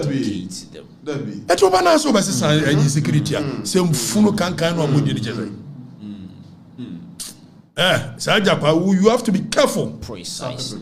Oh yeah, no more yes and yeah. When they will kill, I don't fear these things. John line I don't know. Nipa titra wo me went there. Enti japa. Onye wo sesa wanya asem hunu na de na be wan. Wo ayi odame asisi woni ade Ghana for bebre kan bi ma. Bebo. That is what we call nation of laws. Ave obenya tumia. Ni o mafunu sa na odi tumi ni di. Na wura obi fie na de tuo no akona matutu CCTV ni ade. Rambo star. Mi wukro bi wa beto aso be kana adwa kire wo. Ade. Ehwi ni wo nwura munyai. Amedekala we say eyeku anka ayi jakwa nka said the amedeka mo ye edi kunkum judges ni adekale jakwa is a very irresponsible character enyame na meka krata ye di yi ne krata ne so ye very irresponsible character extremely na jomama so pe o man ni yakobe appointee say any person fire them asha de cool high asha na fan picture to so be ni ehwe fani jina so ni ehwe no said was I can callous and nabumo asha yi eche asha yi de dan tree simono ajira no medium minim jisi ekubuza no jakwa jarof you have to be magnanimous with the power that has been given to you. You cannot be using power to intimidate people. The very people you claim to serve, the very people you want to serve, you are using the power to intimidate them. Doesn't make sense to you. Yes, so person who no hini trimu asemu a aya hwe na chia me it's your mama aya na nim kwasi ama nkwanya msom Christosom Malam Yohani osu January chese ye be wie bia de ba kutum Malam Yohani esa Malam John no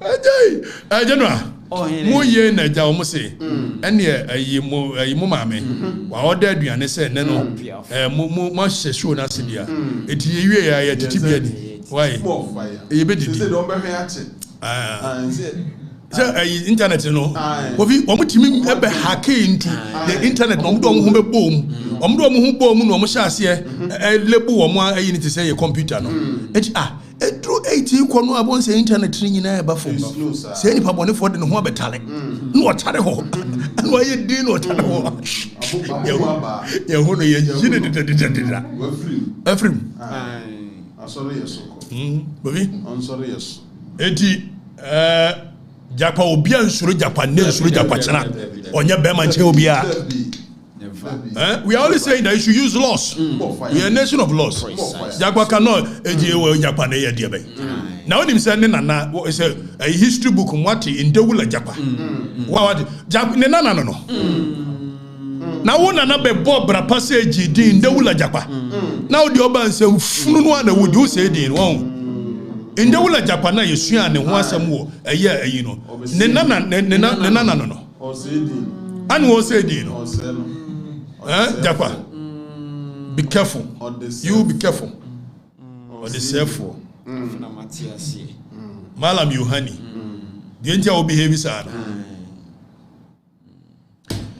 general it is say near bad day oba ko hwe mo be read message e do so yentimi read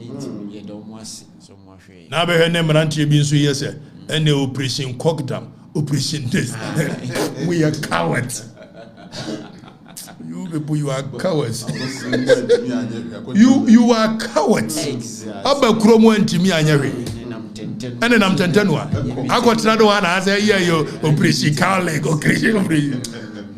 That duru waka. You don't know. That duru wa na bu. Yeah, meet and greet. Your operation Cogdam. Cogdam ne dia wo heya studio no so be Cogdam na bra ne behwe fire me na make a check fo ni bra ne behwe so oba na be ko sa dia obo badam ne ewura sa ewura tantan na ne wo no ne o command president jiwayeti Jimmy, Pamway, and if you don't sack him, your mama, who dare you to command the president? Are you mad? Tell them. Na ya yensu MPP. Ayi moderators no. Ba ko ne woman na o tie airport no. Once your mama ba won pa no. Tie ne mu amba hu no ma no mo ne yenam. Na so still o mu yanyimo mo opposition. Airport woman no. Once is what you try. Ayi Minerals Commission. Oto sa tie airport woman no no. Se me no ka se. Yamusa se die ntino da so te. Obi ya bai ya be somo ye ya wie said you be fa na nyame masem we shall energize the base of our party precisely so we shall lead them towards a cause decisively we shall come back and until the victory is won exactly akromfo e be hye party nim nyina mba free you leave cause MPP na kokudrofo na ti o enyansafo na ti eto usu mu ye nioma kase yet me fa yara mponsamo omo ye nioma kase jatoka liomo nioma kase obi modesto apalumo ni ade omo na ti party no omo ye ni ade domomo omo nyina etu ntimi me fa sa party no na abeso obo state krono a wa be she party ni yem protect you be smoking out we will sell you out precisely on be say be dia ene e mokro no be join the party ni e fa nsom nipa sa ne ye no for the people more fire aguna nyame atiase de bia na watwe we say na watwe bonyantwam na watwe ye mu efiri adwoada eba na former member of parliament for Domekwa Binya honorable Sarah Adwasafo etisi abontin ba kurum so no so ebe kasa kakra na obaya ha oba na so no ma menya de be kwa quickly nya de se metaye but I think say metimi INCCA oba na so no ye ne di enkomo se be bedu asa wo furu bia mo aba studio wa enkomo a obeso de ne die no mutimi echeche se we na mpesa mo ka ho asem ane ne akolo prepare ba enti enkomo a onobo Sarah Asafo eba ye ne ndikase bedie no na eyebe enema be insia ba ko ye Sarah Asafo political journey we did Okatakyie Afrifa mensa I came also the make say her absence from parliament when the e-levy and major policy of a government were being considered and the future of MPP as a party and then parliamentary defeat Dominic Abinya say we lose seat no, and then generally the MPP's defeat 2024 elections and now family business. What I say, family business, and so yeah, can find 7. The 6th one was family business, and in the new role we play with the Busuamu, brand papa retirement, no, and then the 7th one was the performance of NDC in government. I was Ampachosa and Emma and Suring. Do you think Sarah Joseph won't qualify for the sky science? What did what qualifies? They also will qualify. No? Yes, NT now will be for the first time in the history of Ghana's politics since 1992. Eba say deputy majority leader Oba. While rising to that rank, said deputy majority leader, not NDC, deputy majority leader of MPP. And Tinyani Ejidi say, one also won that gravitas and they say, we team buy a program so near any dinkobo. And this were the 7 thematic areas. You can't say, you be a home kobo. Many a me would say, and I wish a meet my catch was say, Ebia Nensembia or Kayano, Ebia Nyaw de. Ebia a broso kakra, but the anya would there cross. Are you be so de? San of Yasity, the anya would then know. I will be so de. But you fear, that's will be who as soon as I be few, I will be few. But carpenter now what you feature now on also ye from Dakano. Nanya just say, Obenya Bibiama, on also bush entity. It will be what bush and in a wono, or be so ever benefit from a wono. And that take a super benefit you. Paul Beres super benefit you. Ah? Enti ewiase ade bia no see we wiase a the whole world everybody will be happy. It doesn't happen like that. Diversity. That it doesn't happen like that. People must be tolerant of dissenting views. Because let me tell you, you are not the standard. Nobody is the standard in this world. I'm telling you, that is a fact. Nobody is the standard. International diplomacy ma Kofi Annan ya wajidi din ewo UN mema ko UN General Assembly da ba ko twice. Eti minimum se wura UN New York wura de bo holma said the enkofo epe Kofi Annan asem. But udu ukobe bia Palestinians ni adadan so holum so a omo so wo misgivings about Kofi Annan. Even which I said no, he was too diplomatic be honest ko yi na nimo mu yesay sanity. Hey, university that will qualify we feel and say we ko university no. Who ka so busa for ni obi ani na niji ho ana. Hwe, who ka so we na wa wana ho fefe no. Who ka say we say obi ani ji ho. We na for ko bi time. I am telling you that is the fact. Enti don't be mistaken say asamba ebe you obi ade. A job a casa waha. In fact, that day no, ye fly and air fly with you no, and I will call asempa. First tetenin yana yes and Kobo radio station BD media house BDS are now man popularity. No, but modern day you know your room dear. Contemporary politics inside contemporary journalism, you're putting as your source. It doesn't take away anything. Okwa asempa. Medament in the Kwazami yard for. The following day, that was Wednesday, now we're buying. Obekan is a man, but a chino, ne be my friend, a golden, na enra, adjustable canas and pano, man, Tiso can say this, and not number man of command by, and I'm Mr. Patcho, me mantie, and I said, you call on Kwayami. No, I am a crop, I'm a man opportunity to be changed, I must make a man natural. And the friend betray mono, and then I drop by me catch us. Me catch as you are. So what is one me kafa who said me who a best in the make us say you were different party. Wednesday I told her.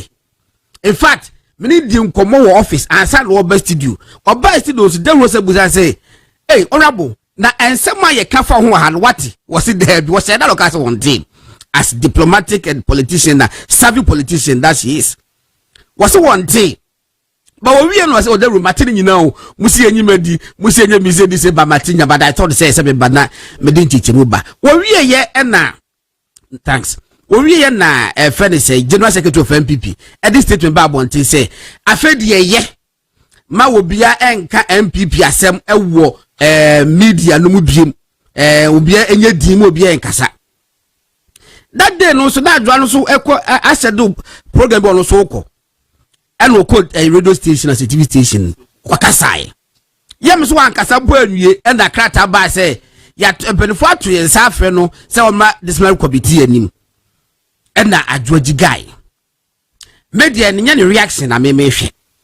I'm talking about the totality of the furniture, the action of the General Secretary of MPP, and I say MPP as a general because say General Secretary tried the MPP natural, sanity. Mesre MPP from Pennyful. Mamon can be a Casabua and Senigim. Mesremo. Che political defeat nearby and a being see down. This is the second this is the first heavier defeat. Not John Muhammad then the second. 2016 the end was the first most heaviest defeat. And now 2024 the Abe surpassed that of 2016.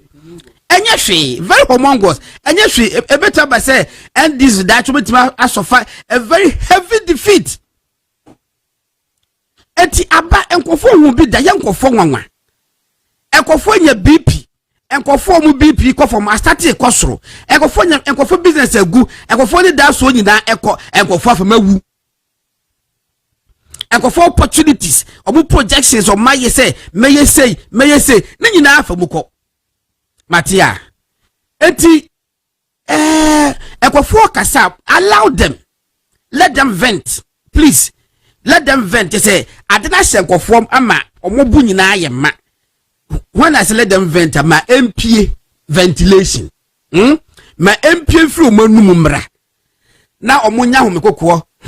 Maka eye. Life goes on. But what the some of for some say and so mumwa. Now omakuma eyo muyana ebufoni ba more. For me, I will still appeal to MPP leadership say allow people to vent. However, what we MPP ni ya wujidi say assembly how party num and 2% will cash our bontino. We also consider say asem na wo beka no edim papa mu ne beba ana say edi pepe ye beba ana de income mu beba. Busa wo sa question no. Ansa na mo so atiasi abonti because we MPP na wujidi say asem abeka no wo ka wiye na edim papa mu mo beba dia ene wa anka nkeye. Not just a one pot there, why are more the service to the party more than Ubia. It won't so consider who say, as some American now bontino, et say, a de papa umbeba, and now say a dinkabumbeba, won't so consider who. A 50-50. It should be a win-win situation for Ubia, the party, and people within the party. And yet win-lose situation. The party must win. Individuals in the party must win. One individuals within the party win, no. A hot and a member party a winning. It's a mystery. What must have free adjoase womra. There's no way you can rescind that decision. But mystery say, Waba Munya the brebre say, as some can ye come because me I was thinking about its enforceability. You can't say more being a party, some no wabontia. Party some idea here.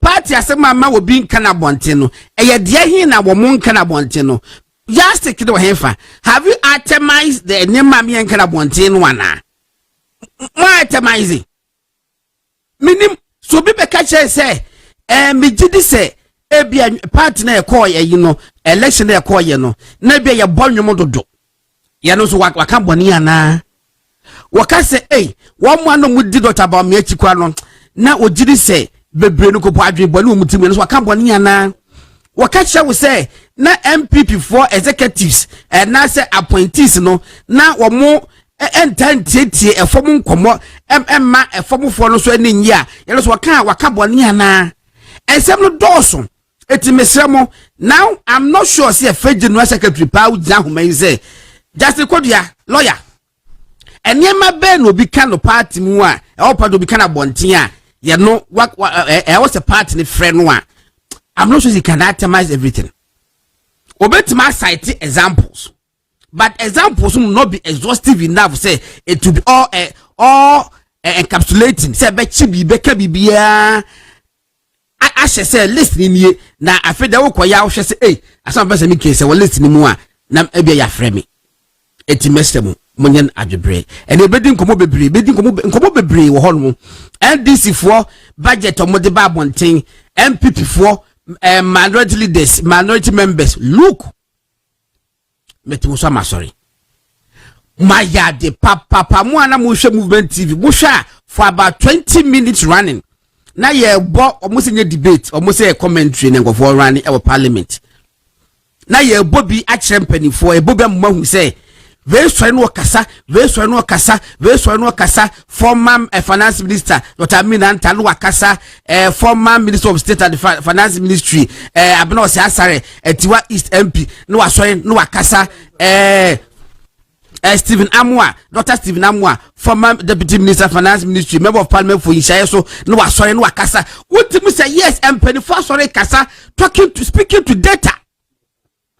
Amumi say we ye no na kojo pon kroma ma sorry no makasa. Dr. Gidobwa ko no ma sorry no makasa, member of parliament for Etiwa West, Lorette Koko Ashanti. No so asore no wakasa. What you say brofu niye enye brofu hu no.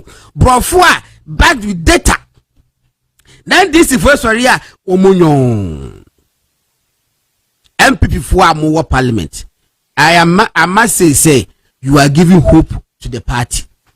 Monkoso na munye. This week my back on Ben Prince. My tese mama womo aba parliament be mi no ni no mentor womo first time is no. Matana matie.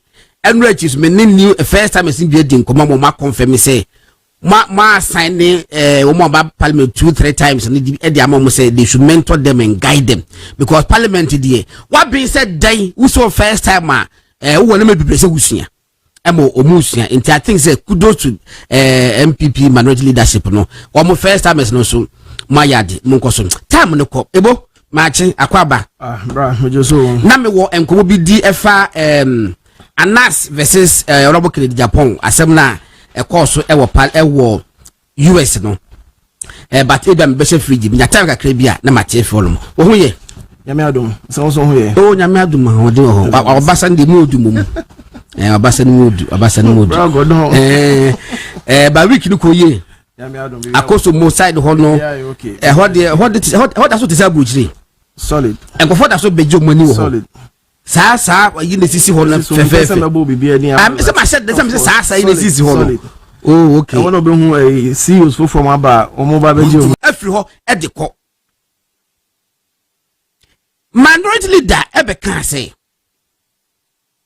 mo free ho mo na mo ko mu se sika yira ene Dr. Addison yire na mpempna de jewels kwofo afako ye static an wo se ma fe na national security for be kasa say omukwa na komukwa hwe vote sika daka kakraka yan bi do komukwa hwe bo mahu bo muhu fed saying sika boxes but empty dey empty some biem na mu se sika gumu no say CCTV no mukotu firi no mahu yan afi enra nwumrem esa ba ya almost all there be na at the Quintia National Security for call ho ne say Dr. Addison Tifie no CCTV ne ICT system na Bank of Ghana no say wono so create back end access it was Tifie no and na wo hwe and no manipulating wo hwe the air cost of Bank of Ghana ejimi pure madness na Mr. Sante me dia bi ma me de screenshot to be send on patro hwehwe ba Mrs. CA na lawyer new penimu and na this side the air call round e wo hefa nipa po samoa and wo jade the air call round eti na nimu gu ase no munti ade a sade ya fato so wo say nipa po samoa ado lawyer penimu pa o lawyer ni penimu tie wo say what is it with my dear NPP friends? The minority leader makes a wild allegation that national security operatives went to the residence of the former governor of the Bank of Ghana and stole 10K cedis and jewelry. That declaration is gospel truth. When a counter allegation is made, all hell has broken loose for them on this platform. Relax. Take a chill pill. We are just starting. Each allegation will be equally matched. Nature say, or confirm say, Sa se no mo kafa Dr. Adese ho no enya no kre because say minority leader be kan no kre nti no omo so twa ntro e de ato governor so say no waye so ho edam lawyer panimu and what confirm is on a social media platform say mo ka asem bia yeso betwa entro e de ato mo so sa ne ebu o man dia mo ya ne de anyway we say mama akwaba Peter akwaba yes na what to akra na o da bi eno a edumi light nti me ho akere but no but yes we free fiache na we say bia we to akra because we be short time out da be do head ya this free beyond the cell because humo sumu ye one na ni na say wo so am so ye late ka ebo we MPP ni abrantie minim so the MPP sa eyi na dia ba say gag order na ba say mo bi MPP asem no ye na beka it is a gag order ana oh okay mati e dia no wa chechim it's not e be dru so a ana the best start mami ko ebo ho no mo eti meba okay bra o misra o no we meba no na o ka ensem bi na we starting na gagging order MPP me use to gag this is the first time I use gagging order no but see am can you can we are intro no say they should allow people to vent but doesn't mean I said gagging order yes but you see but did you hear me also saying say o person who venting so you within the say be engu party no matter did you hear me that fantastic yeah the one there be hon me interest ni ho mama gagging order is here why I make microphone frame hwe want to me radio nyame mu no kre ya ba akopɛ wonim sɛ no kre mo sɛ miensa ta o no kre me no kre ene no kre na ankasa ne sɛ no kre na ankasa na wo da bi da obeka ye no kre no mi tie no kre no MPP motto ɔmo say development in freedom yeah ɛno na ɛda ekuo ni so nti MPP de enye ku a obetimi aka obi kasa ahye that's one two oman mu ni nyina no omumra pon kese the Constitution chapter 12 ekre freedom what I say freedom you say you freedom and independence of the media and the people what I say nti obi bia person ka bia no obi anhyew but MPP freedom development in freedom any chapter 12 of the 1992 Constitution there's limitation what I say enti samiti yi metima kan bia mpesa meka but eno nkyere se o se meka ma ekotia sebio ebo niti se eboti ete se kokati abe yenim se eboti ente se kokati that is the difference but the work can get statement of fact because muti so say no but kokati Dabi we say what can two different things we see a three home but a three dey mu ni na mu odu but a three one apart difference wom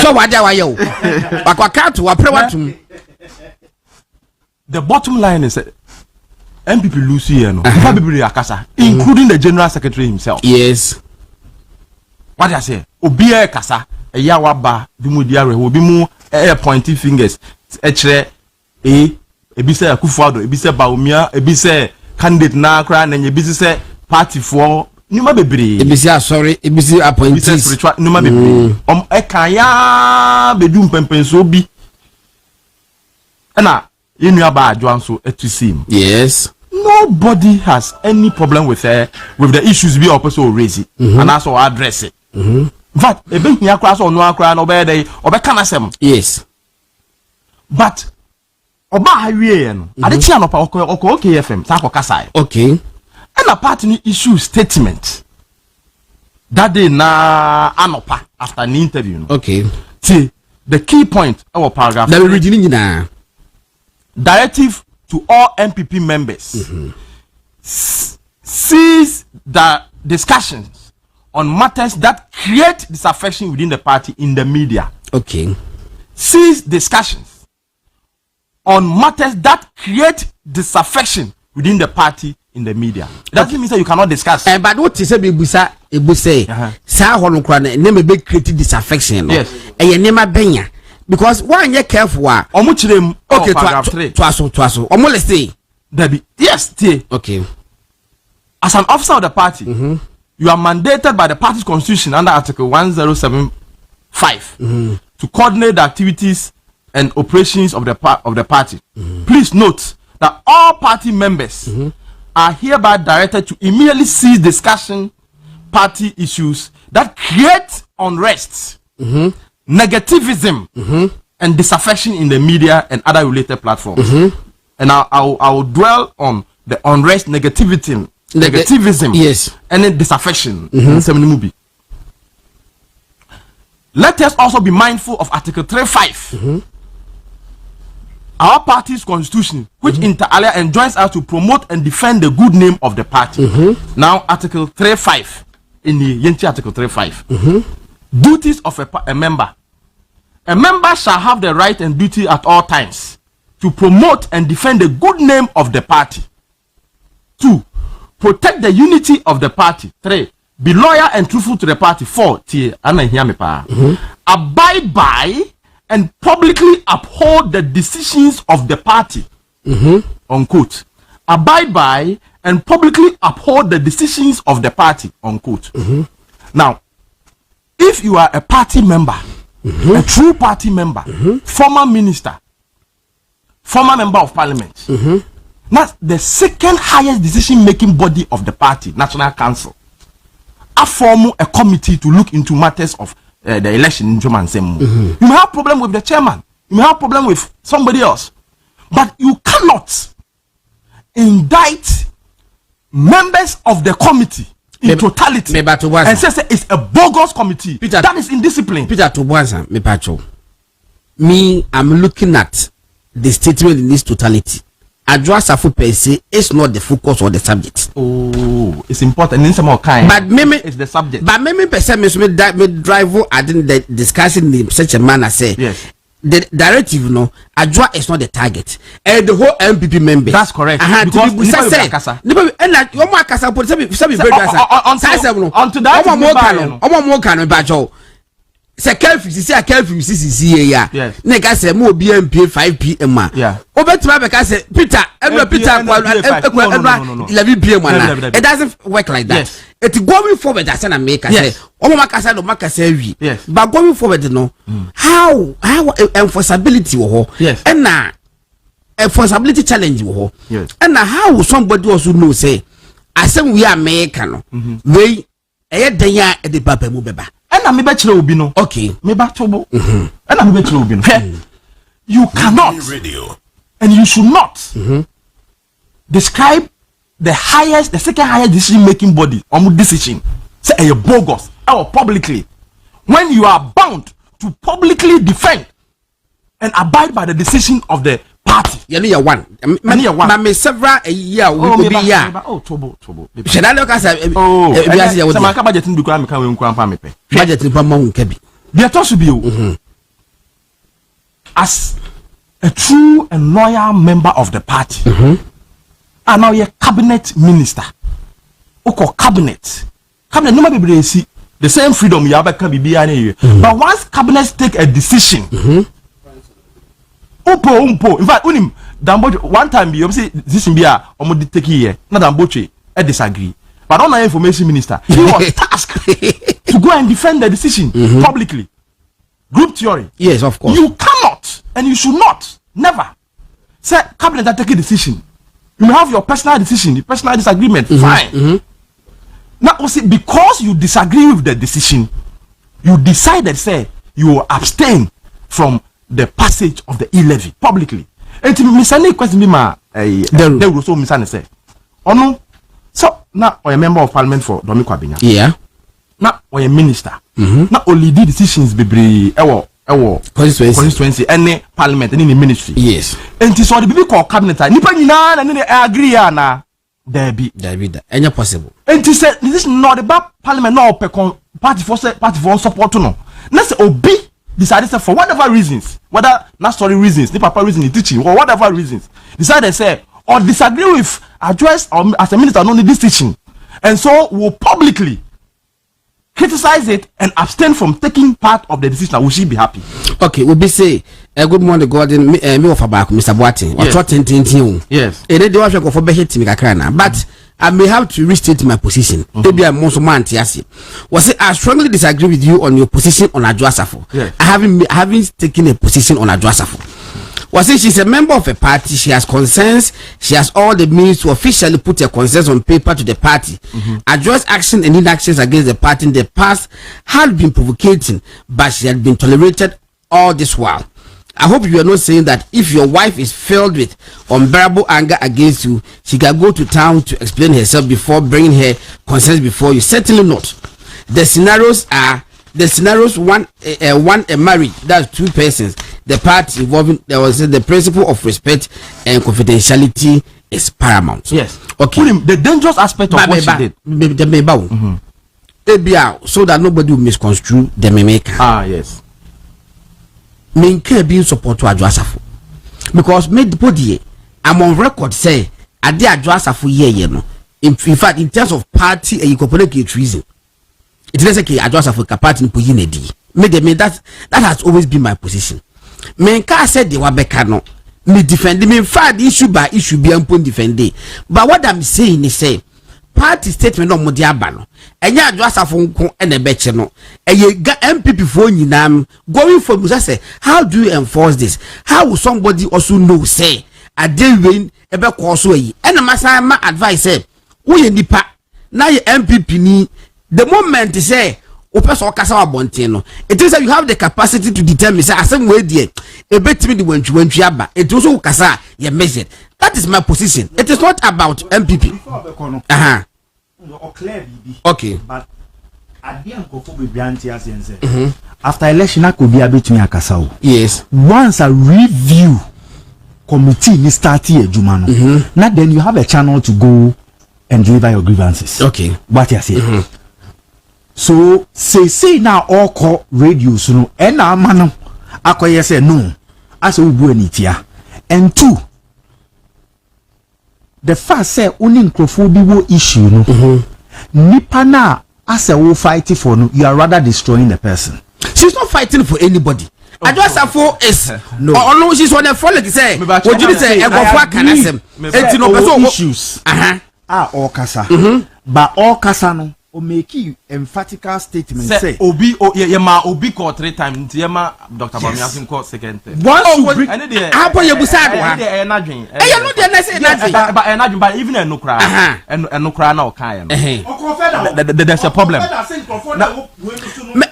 but see yes. What I want us to do today Adwasafo is not one of my topics. The topic is MPP is taking decisions say me examples of 70 be uka and you saw only examples. My general example because she's not the see message you buy it let message now statement now general secretary buy no why address it to Adwasafo but why address it to all MPP members so make general because I'm making statement now that's after morning or year OKFM there party issue statement yes na nyumremu 3 no start na joy same no my friend no yes it will be defending ho let us not dwell on her statement and that is indiscipline. You cannot be organizing party because joy there no let her buy into contention tie unko for me say you know my friend no you know what ma kan wasem so o cheche ni mu Peter yes me say you know nti no my friend no yes wako be cheche na sem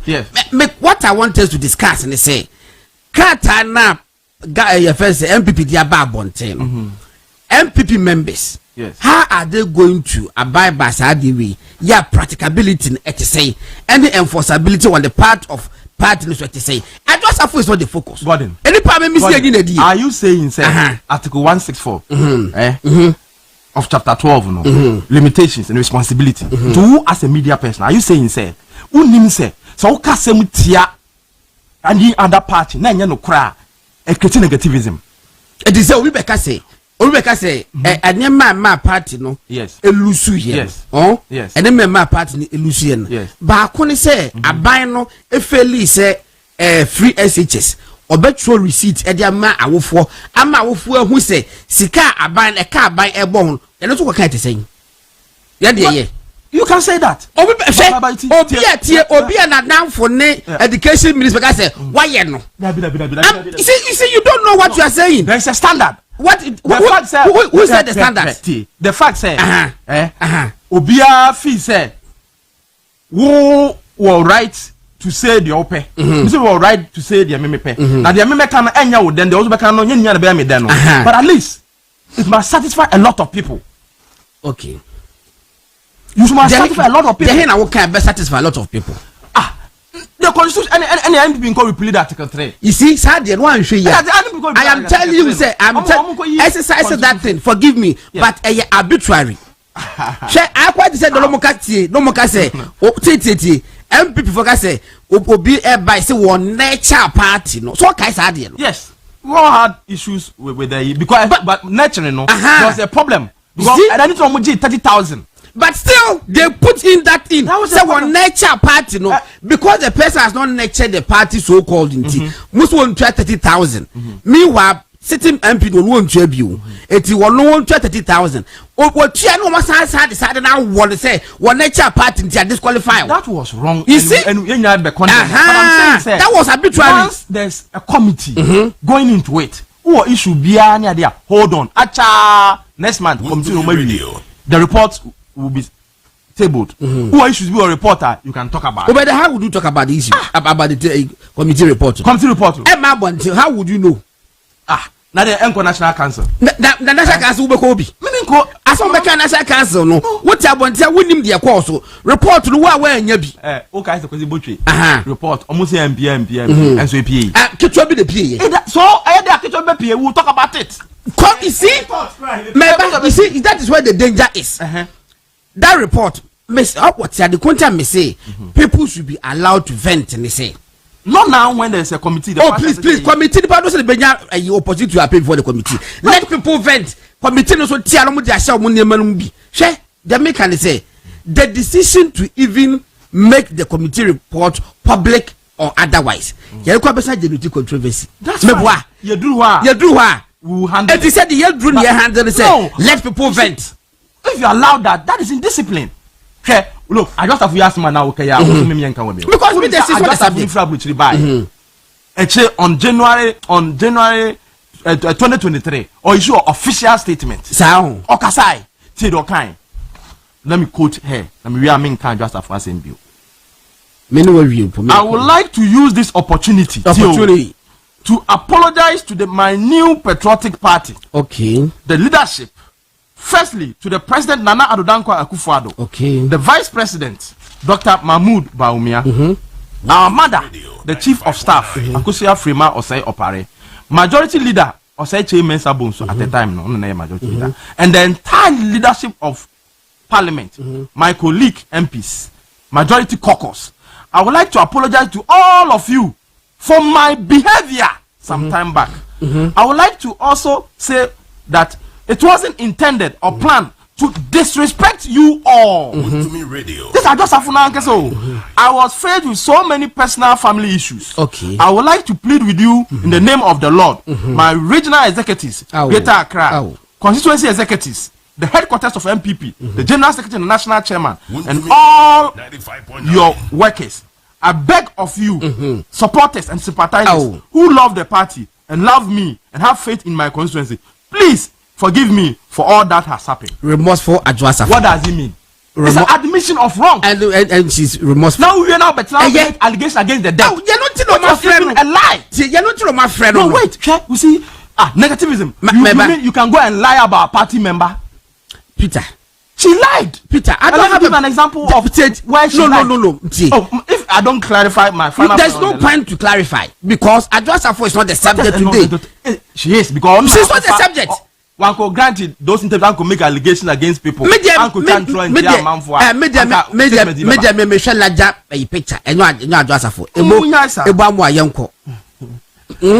Peter no ahwe woni di ne. No. Ah. It's no.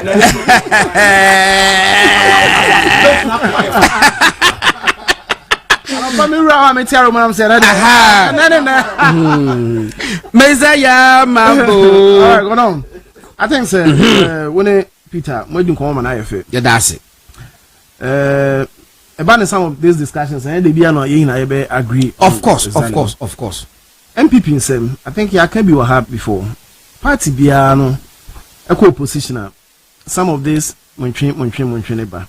The other man I issue this particular time. And this week, the rate Madam Adwasa for all your interviews near there. Peter Kai last no make I say 2009 MPP lose to 2008 elections.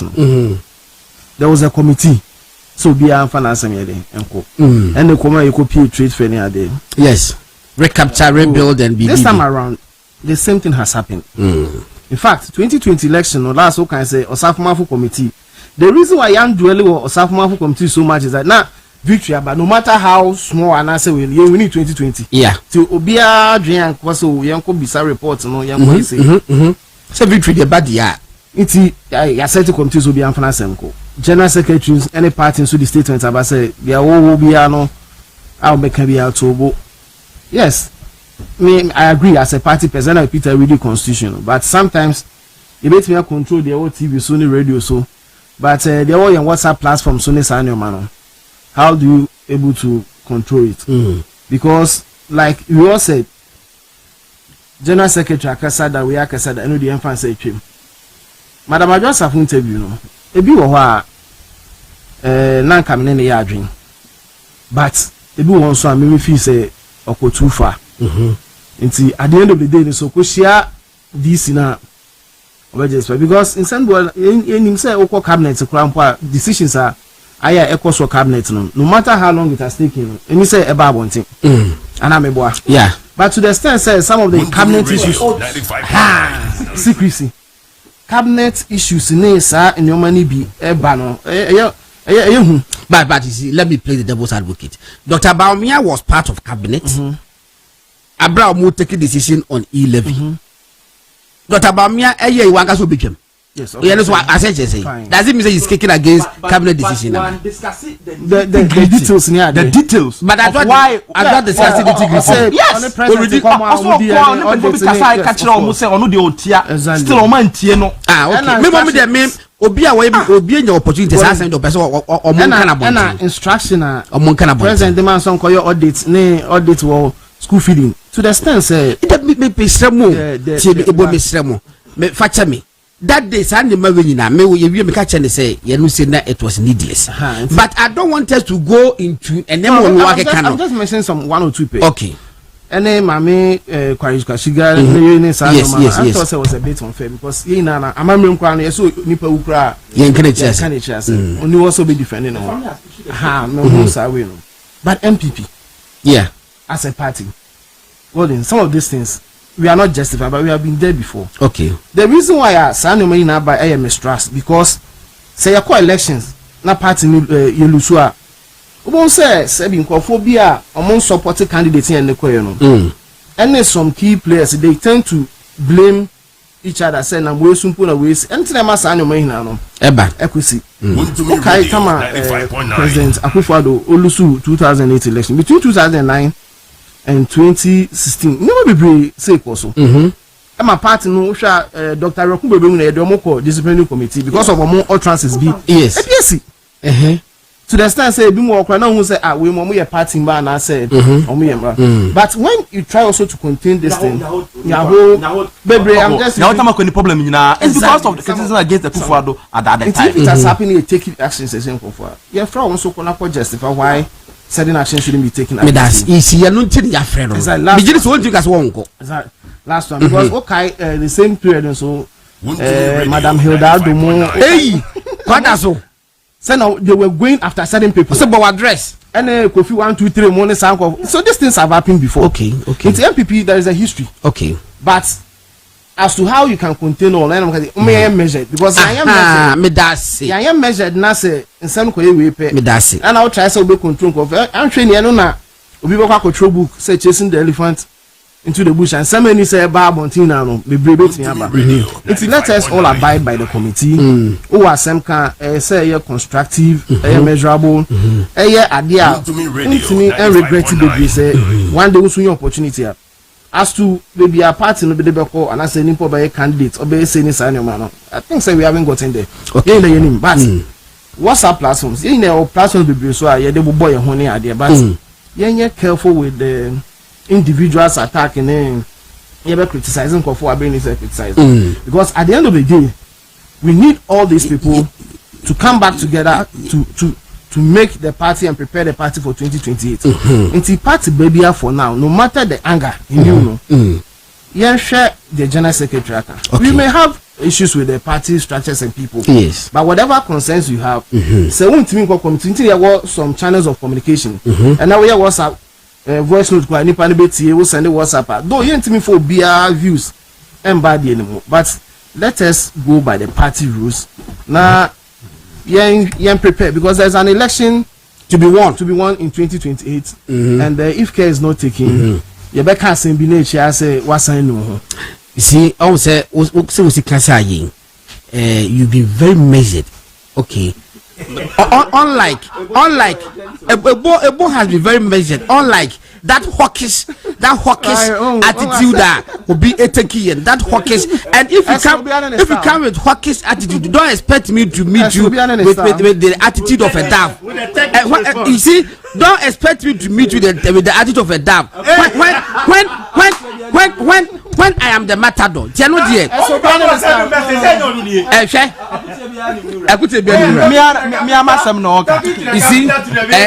Madam Bako, lawyer Augustine, was say, well, lawyer Penimupa was say, ask him, Jesse Peter, was say, ask him how about critiquing the decision. You can criticize the decision constructively without creating negativity around the decision. The gentleman Peter the gentleman is biased against Adwasa. What he has been saying is what others did to her. Have they also apologized to her following her apology? They will read it, you know. Peter and Kasabium may Mama Mo me pacho obi raise issue against me. Mama me respond. That's on phone just a cocoa. And let oh and me petu no. Me petu no. Mama meet you okay. My final point on you are making one say. Okay, me come mambo. Who I was saying. Okay, that I want to me. Aha. It's a minimum. Oh, minimum. Mama Mompacho, let me say. Why you say? Control. I'm telling people within the Nekufuado don't call for say there should be tolerance, kakra. Tia, Maker. Let us say some of these things. Make a chill back was say, this one the first time a party na lusu.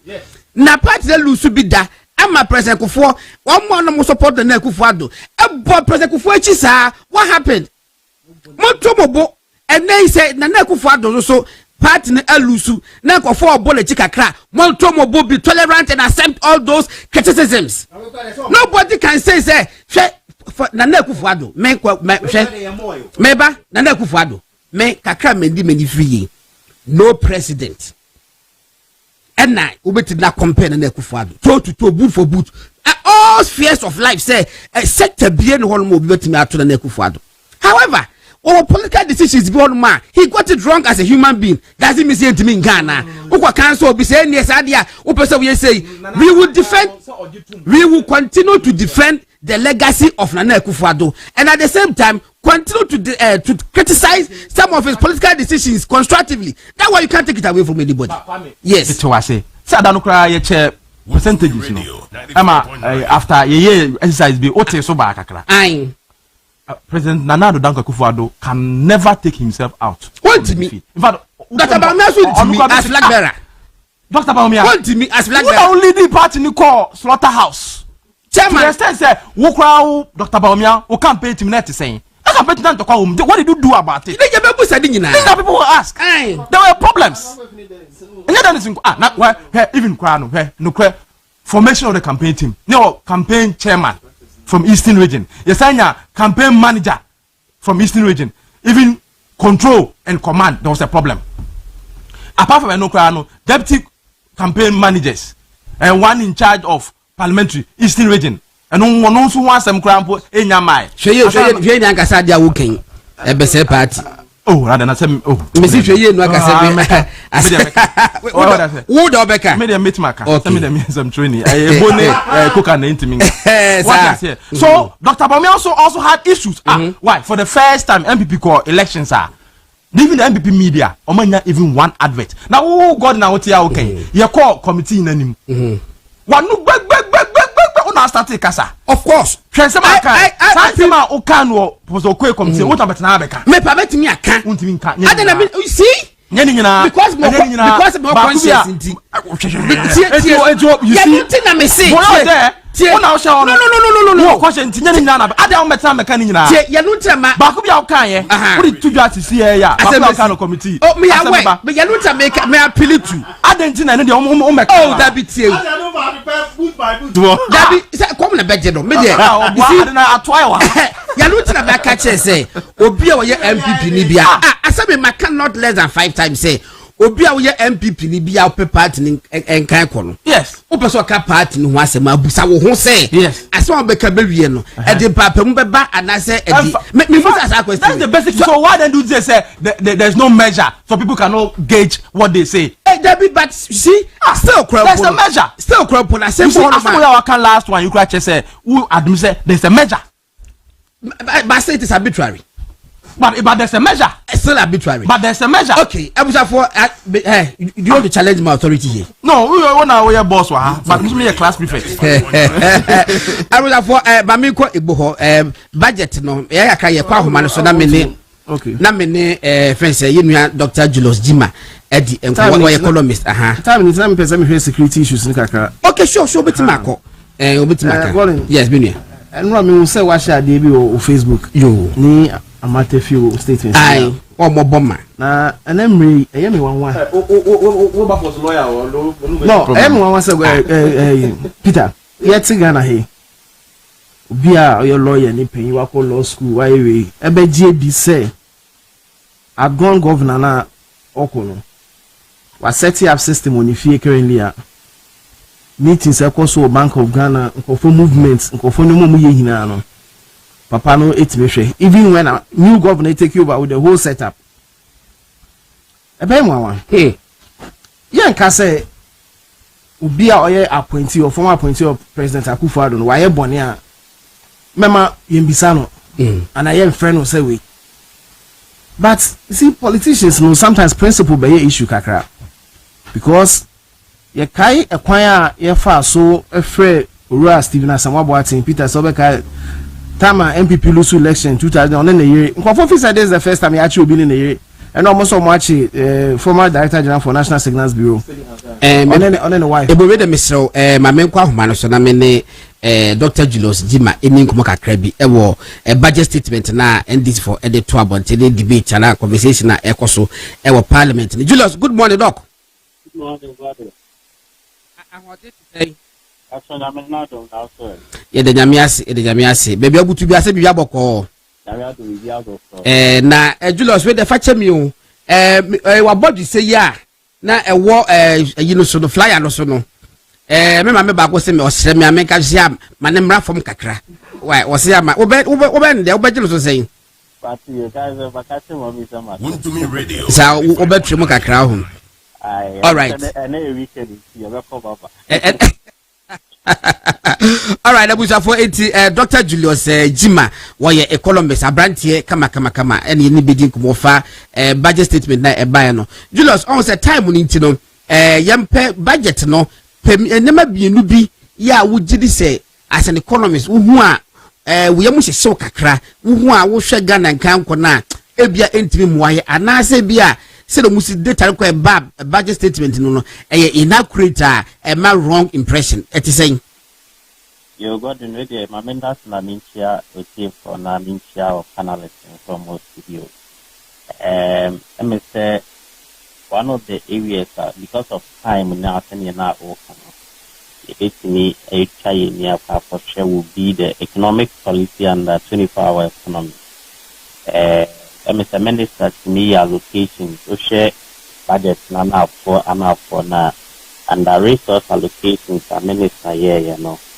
Now, in the 24-hour economic policy, you know, it will lead up right away. Now, again, so no, it's mean allocation at the amount 24-hour economic policy because the whole a humanity in SSS. We share the budget statement now and the 24-hour economy. Also, aim at stimulating economic growth by creating an enabling environment for businesses and institutions to operate 24/7 in 3 shifts of 8 hours to boost production, promote productivity, generate well-paying jobs.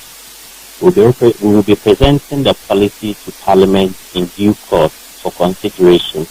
And see, the first one will be on 24-hour economic policy, just as I said. Now, it was one of the key thematic area under the NDC manifesto. In fact, we share the chapter 2 of the NDC manifesto, which is talking about jobs for all. Running a 24-hour economic policy, you know, and again, support for businesses and so, especially the small medium enterprises. And the Afrifa is a minister for Parliament, you know. Now, we indicate that Tanzania home assembly policy implementation ebeba into Ebanisa now on the budget. You know, we can't always talk about the budget without linking to the manifesto. So 2 documents Radio 95. We're building upon it here from the manifesto to the budget and then the budget implementation. And the senior now make us in the manifesto, no, the key we are a champion yes, and the champion here, 24-hour economic policy.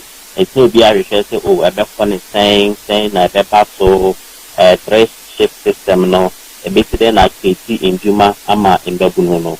Then again, if I answer that in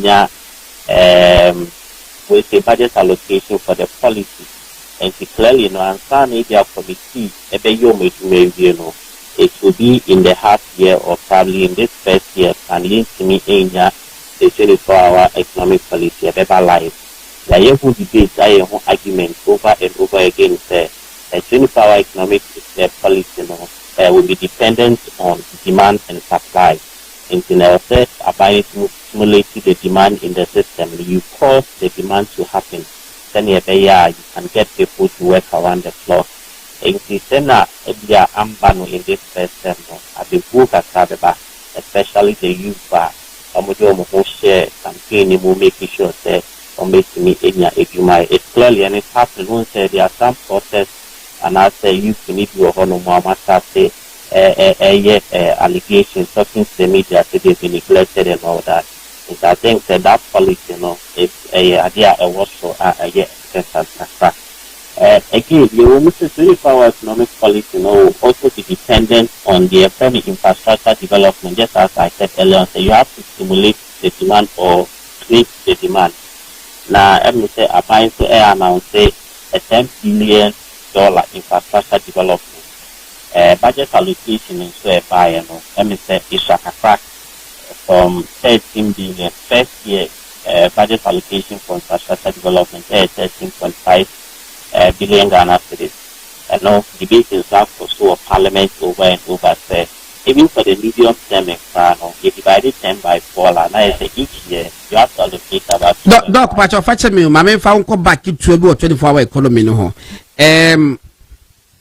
Omo manifesto first communication during campaign time no omo magana 40 say 24-hour economy need even in public service civil service na ebebem enti baabi a South Ministry of Works and Housing na edipa 200 no hono ma isi eba be edipa 600 because almost edipa adwuma baako edipa miensa na bekọ 3 shifts ya no say wo say eba ana say o ma fa nchechebu na ma yi dina go for ase no and let me say a honor minister I can say on sedansi subia name no committee are present up on some 24-hour economy no ho juma ni na no mu so a omo di hu juma in terms say o question I be say no by now no plan 24 gusu e hwe panya so ministries, agencies, are rolling up the 24-hour economy, the most important thing in economic management and also in economic growth,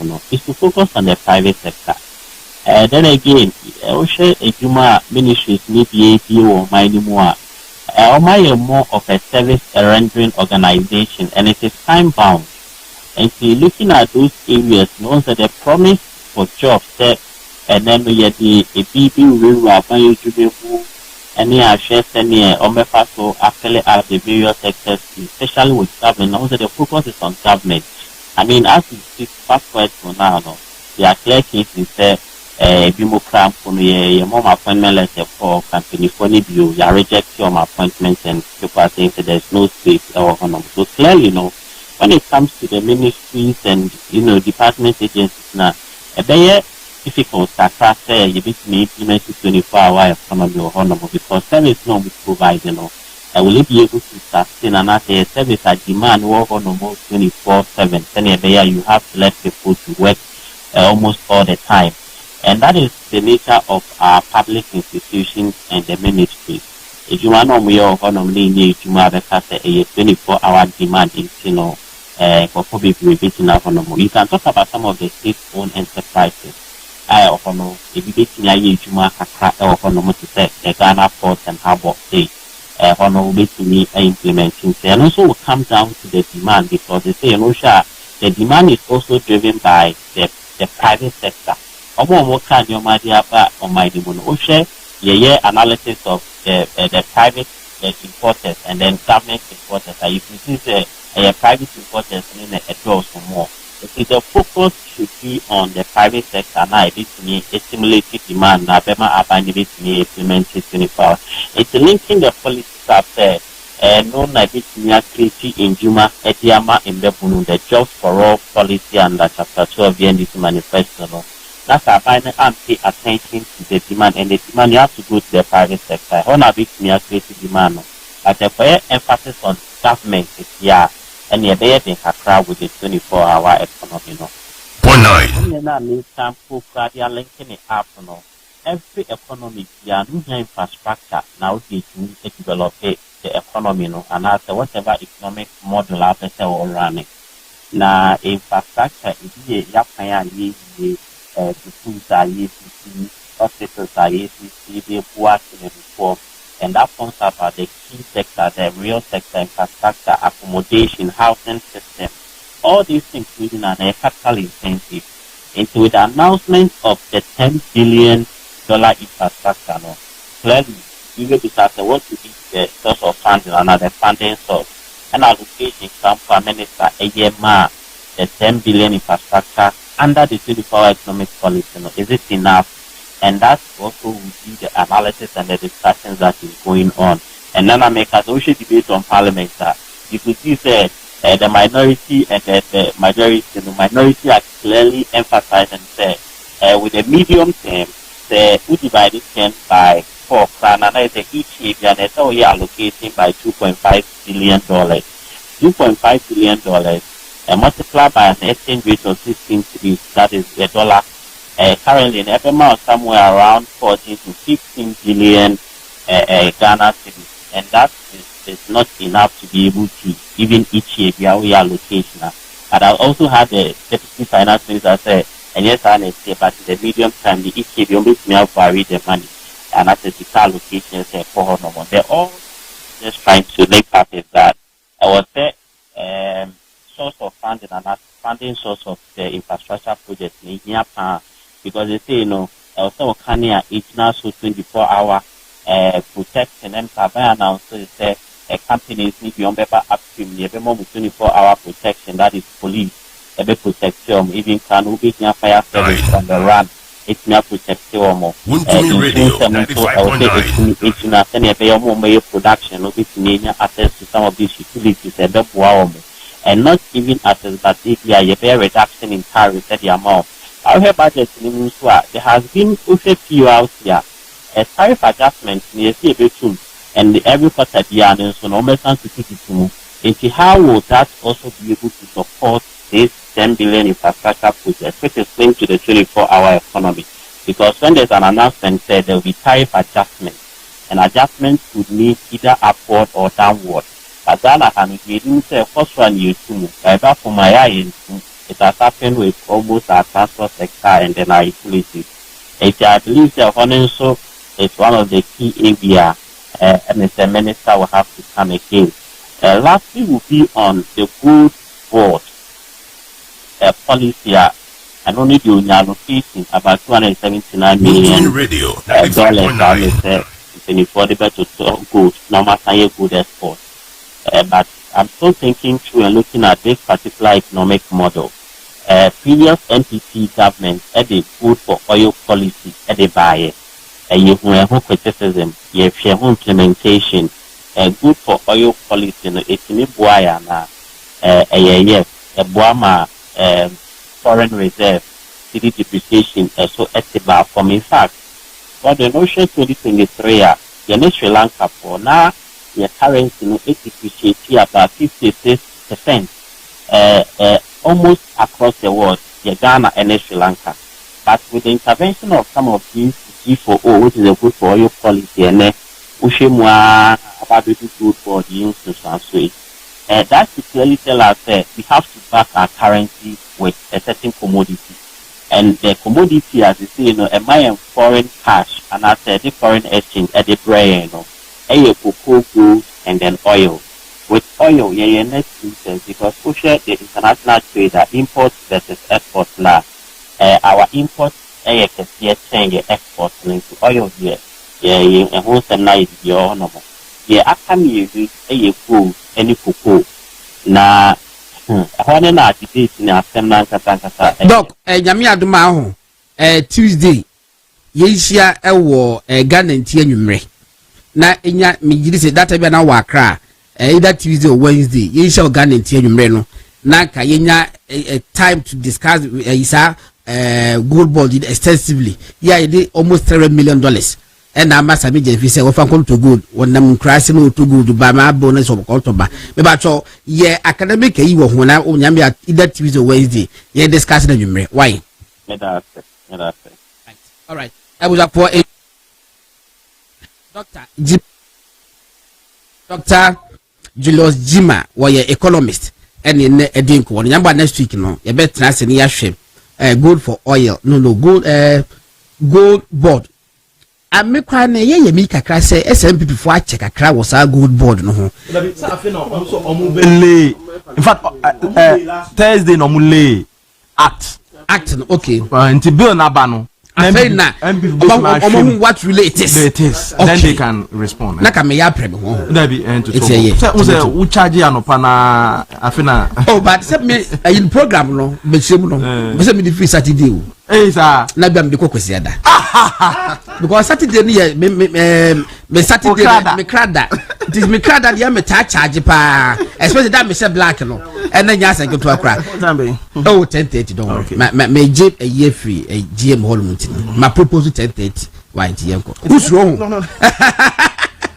Okay, yes. I think budget in the dog akeka ho sembe. Yes. I was on the security issues and sana. I am getting worried because let me feel as a country no. Sa no me ya femu anti no by this time no e be improve. Now it looks as if say trend no cause says this year no say omo person you invite you be wo NIB and national security when you be a na koye Friday inti e de nipa no tomorrow by Monday you make to Tuesday no because because say Friday Saturday Sunday the court system be anywhere we the nipa no kokora because 48 hours inti e be no and you're right as a country no sa Rambo style experience na make 2009 hwe kwa mukwache honorable Stephen Asamabo atene na ere wa bro mutu kwan e wo airport wo yo mi case by na makofa obi amu a wo yo mi na nkasa kwa na omoso afeska krampo no na on them system no mu by the way I know obi ka chem say it is likely say wo yo mi baba e bo chairman one institution bi an ke be hu by the time ka chem yes I mean under this president Muhammad anything is possible very reliable. But if you have Richard Japa who was dismissed from soldier. Good. And the one that director of special operations. One send me catch us am I worried because Peter, we share the current security setup now. President Mahama their bus system ni musisi ana. Yakoye say Nkrophobia a more vindictive mindset be towards the old appointees and sure because and one am dictating same be them say Nkrophobia to say God in Richard Japa already na kasana court me boy and some omukopi appeal court omka say omu case ni discontinuity and discharge your money sir in a manner then uko yoko sisia and one am to say Benjamin Ndegu envy Benjamin issues no okay at that time no na come yeah the number yoko as a technical advisor to what's your operation and the Remonacha as deputy the director general exactly deputy executive director no Obianka sir you can't confide say they feel say omu bibi omu a vindictiveness once we want to trade first we hear from him he's moved on that's fine say state property normally but Osha no me put there me can Benindego dey god no dey Benindego on say for time the cocaine issue bi ba ya 1 year no nti no na William Agozo ya okonya ku yusem ya Yamiadum court discharge no ma say it's a director of human resource national security na see the OC display of course into no see the OC display after retired police Agojo director of human resource and manpower see the OC display wo nya asenketo into no is as if they are coming after some people and they have lined up names it started with Ken Oforiatta I'm saying say former appointee BI Bonia Emrandino. Yes. But how you invite these people? Internet send this lawyer Penika so the Abgon governor set up security system be since the operations of the bank will be monitored every day. I mean it doesn't really make sense. But all these things, it looks as if they are doing it to satisfy the base. Yeah. Because they never thought under any circumstance the current minority take you over the parliamentary system like that. It's to suppress the people. But at the end of the day, God say, of course, the state security agencies pursue your supposed enemies or more engaging in corruption. When it gets to the court, now say you be proven only person to the lawyer about. I want to know say party for no, they are rather going after their government because I don't know evidence they say will provide it, and the BSC be brave. At least MPP people the heading in Crampoda. Open case ni ade no yentimi ewie no mokoye but NC William Tebimo no at least omotimi secure conviction into wetimi aka say nkofo bi mu na ato asian money ade minim say ato asian asem say omo person omo man pardon no watro ayi na ono kwan as to what that prison one but at least the MPP government was able to secure conviction 37 military hospital for Mechiamo why Mechiamo pa was able to secure conviction it's NDC for they should remember they betimodu so here Edu baby can not open any as Attorney General. We will jail them. How dare they? To the extent we are frustrated. That time the party chairman, one of the card, there are several ways of killing a cat. It is good to be inviting corrupt officials, but give them a fair hearing. For Moko Court, no more so far. I'm surprised the so-called Orana Martin Pegu who they did bridge. She said I am maintaining cancer of Martin Pegu. Now Afina. The deputy attorney general say they are still gathering evidence so that they can start prosecution. They created a certain impression with this whole thing. No, be as a government, Waba, obviously people have engaged in corruption. Try as much as possible to say we hear the right thing. I'm not say the same deputy attorney general. Same side. I think now he's talking too much. Same side. And Robert so Wako visit Aduwahin on any. But I think they are fine and there is nothing. The years so much in how much in a year? And no much man no free UK bedroom airport. I see what that Yoko list is. Yes. And no more question a year work cantonment near down for be fee. On a match another person account. No more no former NY National Service Boss Mumu no Mufana no munyi no. No but as I them now so now signal bureau guy no munyi no more than yabe can oh it's no one issue statement say they are okay replacement yeah power system no ye o kwa no be replace you. Say football 1-3-3 of course to conclude no I would think say as a government amaba no moon try na munja is reach yes even within the NDC now people are even complaining that looking at this guy any track record in the history no there are some question marks. You can still place him at a place obetimi function better but say no question minister Samuel ni on upset this week on visit obi afie na Rambo style no and so ko be fie na indeed wo search warrant and ameboa so betimi akọ search ni pa ni fie betimi akọ hwe ni pa ni fie why do you go first na say obet turn off CCTV camera until you gave a very good example say when you am robber uko be fie unko cheche watchman and then of course so when you operate like that then you are not going in for a professional job but say you're going to attack the person and anything because as on mine your was history ni be okay you don't kind it's what that's with them yeah or them every boy here and then the wife and now you see there's another person yeah it's a fed mawuli and no moche ne yene ne mawuli no guy no moche no airport na yire no so yeah moche no but na no see adwo ho bia na no so mo say nikun ye allegedly or engaging financial crimes and now mama na a beneficiary but you see Nana Akufo-Addo said the current Yoko executive director yes he was promoted to a deputy executive director and then Nana Akufo-Addo 2024 yeah but she would appeal mama buy no or you know executive the people so many people in the setup in the system you can't even tell who they were working for and no our man instruction and I think this one follow akaso based on the issue airport no enye gidi at least picking man in a very professional I think said na Peter Canon we were actually leading this operation yes and so far we haven't had any Rambo style no I can say so far we haven't had any Rambo style until let us do the right thing obi awe this car obi awe we no but say we could be fear ko bu CCTV camera now be obi ka na wa ko CCTV no we have gone through the system governor dey omo fa the free cars and na omo di free ho mo ko pack cars ni si be asana later on conference man service no mo go say that no mo yi na man na work car no mo later any vote sika adaka no mo yi bibia free and at 10,000 and you see any decent and this is a former governor. Of course, say you know I would also appeal to the Akufo-Addo appointees and I mean the gone appointees. Yeah.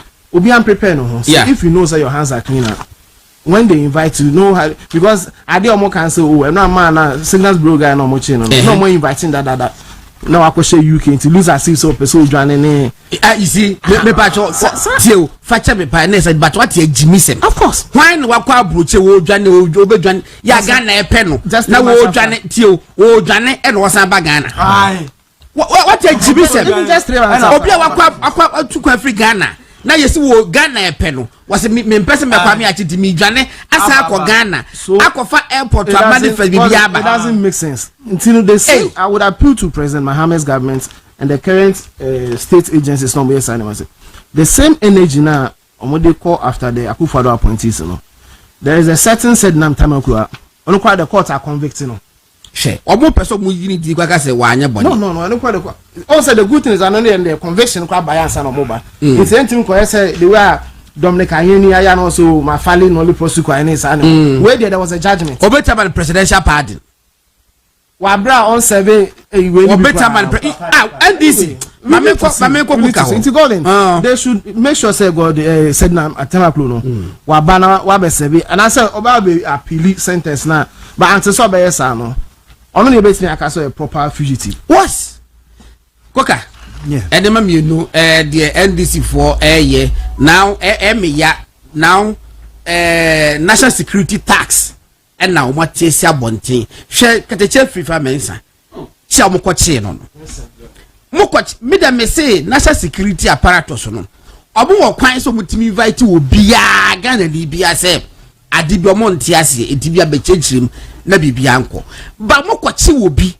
Okatakyie Afrifa mensa wona mo kwan so ko de baby anwumre wona mo kwache no eba ya omo say omo ekwache ne say he should help the state to investigate galamsey what abodam sem eti Okatakyie Afrifa bensa sabi producer woni ba bia ye nkofo e galam say woni momudi kro so evidence a na woto wokwache na nadwo eba why call this evidence ne beba say we nyansani a na wo pepse wodi bibia chi na adwepa wutima wo ba fra Okatakyie mensa say Okatakyie oh nyame adoma echina bobe 11 na ya ba ni nkobo bi wo galam say ye hu kakra ba te say oh bibia oba no de na ma te say maka bibi say wo de bra kwa ni lunch o pese o mo awo man no o bra ni lunch I mean we are say one na ni enye say national security coordinator say come let us have lunch na wa ba Okatakyie ba wo so Okatakyie mate say maka say na eti say mame federal better particulars ni say be eja omaga na ye nyina ye dia o ni ba bia akọ na wo evidence a wo de aboa but Rambo styling o ko cheda najo no ba wo evidence o de be ma wo yenko Meshas here free President Mahama. Senra ohun kumasi. The call any sanoma ijashishi ni nyina. Ba me pese mi busa o aden eka branding no ho. Say NDC ba power pe na ijashishi. There be renu momu said there is a spiritual ibi obabi a almost mu hia ashes.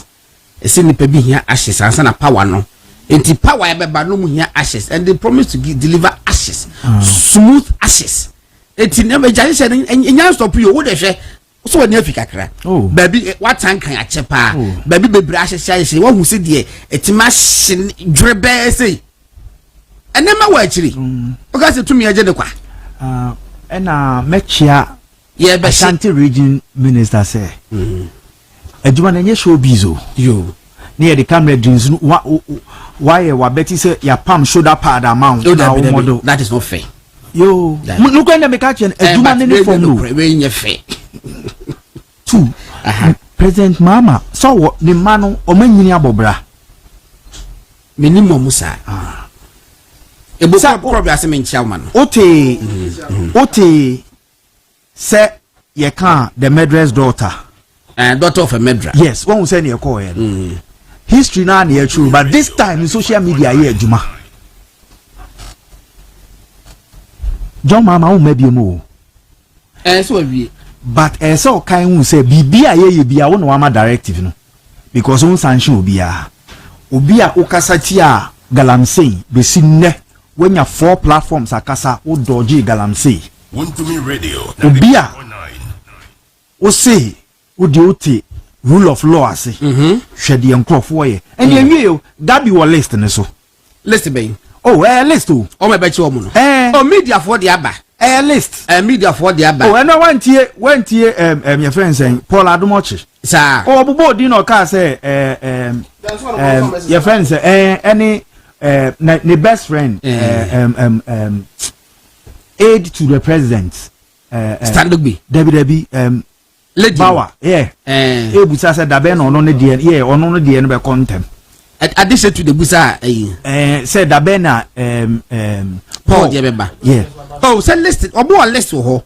Enkofo bi wase ba ko say e di blue article ni din yesi we na gudi we go school we na support we say me din wo ho say me you have been told that me am only waiting. E matter of 28 e beba. Oh.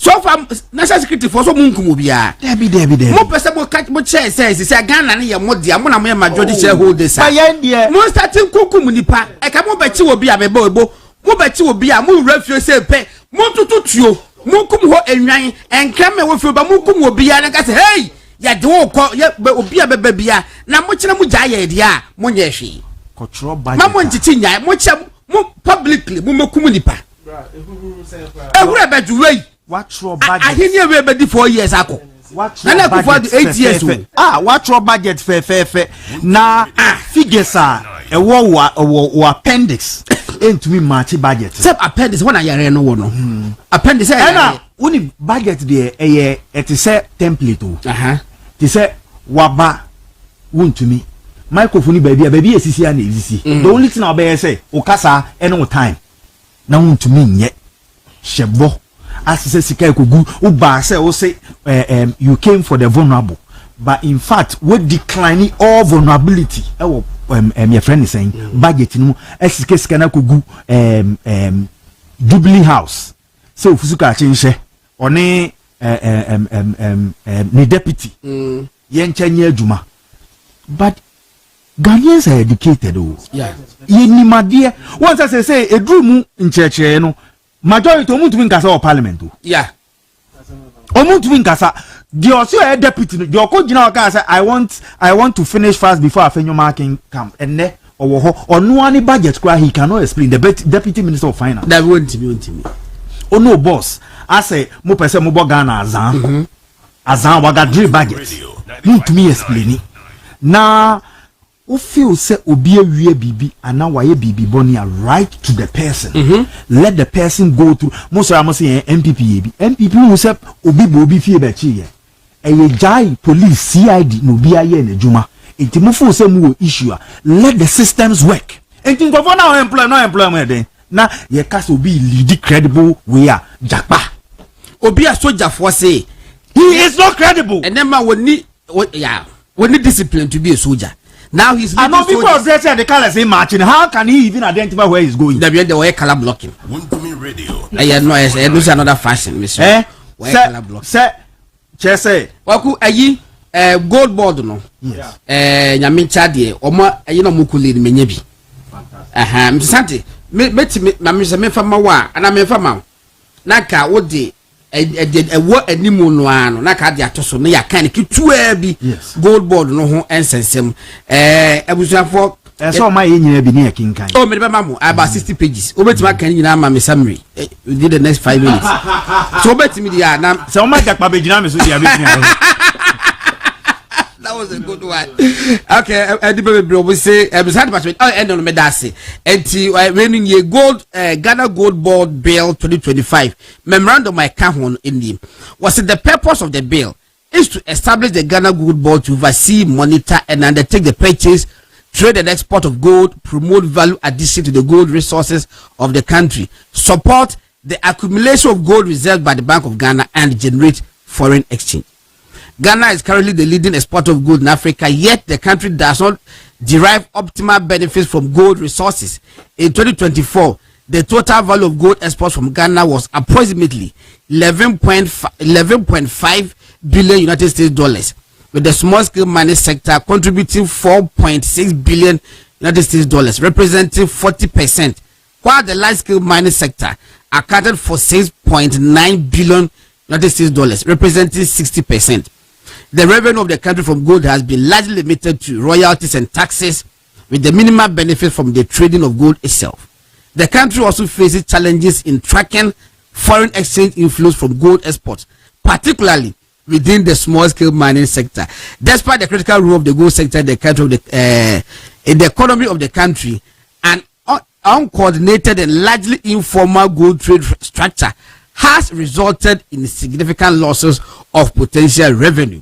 The gold market is characterized by an absence of centralized regulatory authority, inconsistent oversight, and inefficiencies that hinder effective retention of foreign exchange. Me said the memorandum was because you're full of inaccuracies. But God, yes, a money the money who are some with the two see. I was say actually imagine the kind.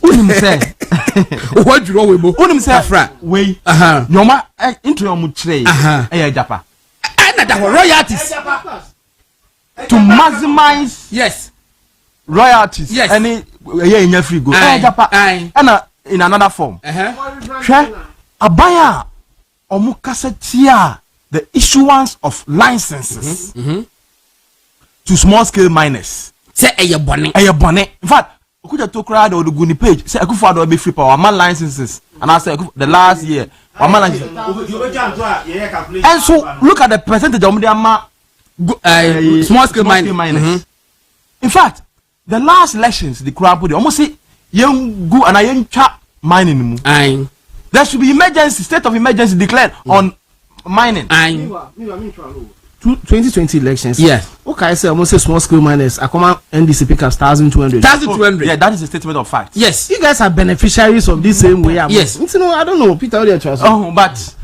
actually, catch us say ya ha fe de bichirim what I say ko na edi na ya was external producers are omo edi ade na edi abetu say na we read memorandum e krompa what me say no enkofo no. So what was the problem with Ejapa manfo ye hu dede na onim the so-called neutrals no ebi the last be obi through ayiwa ha we said they are connected to the Japa, to the gold board. They are so the board. We know of their criticisms against the Japa. Yeah, the beba. Interesting. What they are saying. Anyway, so you better. Martin, over next week. Martin, yeah. Say no. Oh, 10 minutes. Japa the end there. I mean, Obia nim say NDC. Achichi omuchichi na deliberate. Omachada. Hwe unim. What the politics achi ache kakra. Na unim no be a cause behind this. Na omo ye na mfo ye no mu din komo. Unim. Omo fi say omo grassroots no omo base no, NDC base no. Omo eye di omo hwamo kakra. The last time we share aduma Ashanti region crowd there, omo much men omo we a press conference demanding for jobs. Yes, Emuko party office. And our appointment no, maybe e fafufa no. E am say yenya new prime minister bia kofo bi nhyeda antiase. So enti unim say the last election omo ko omo say MPP for wia nioma. Enti acheche nyina is to excite the base.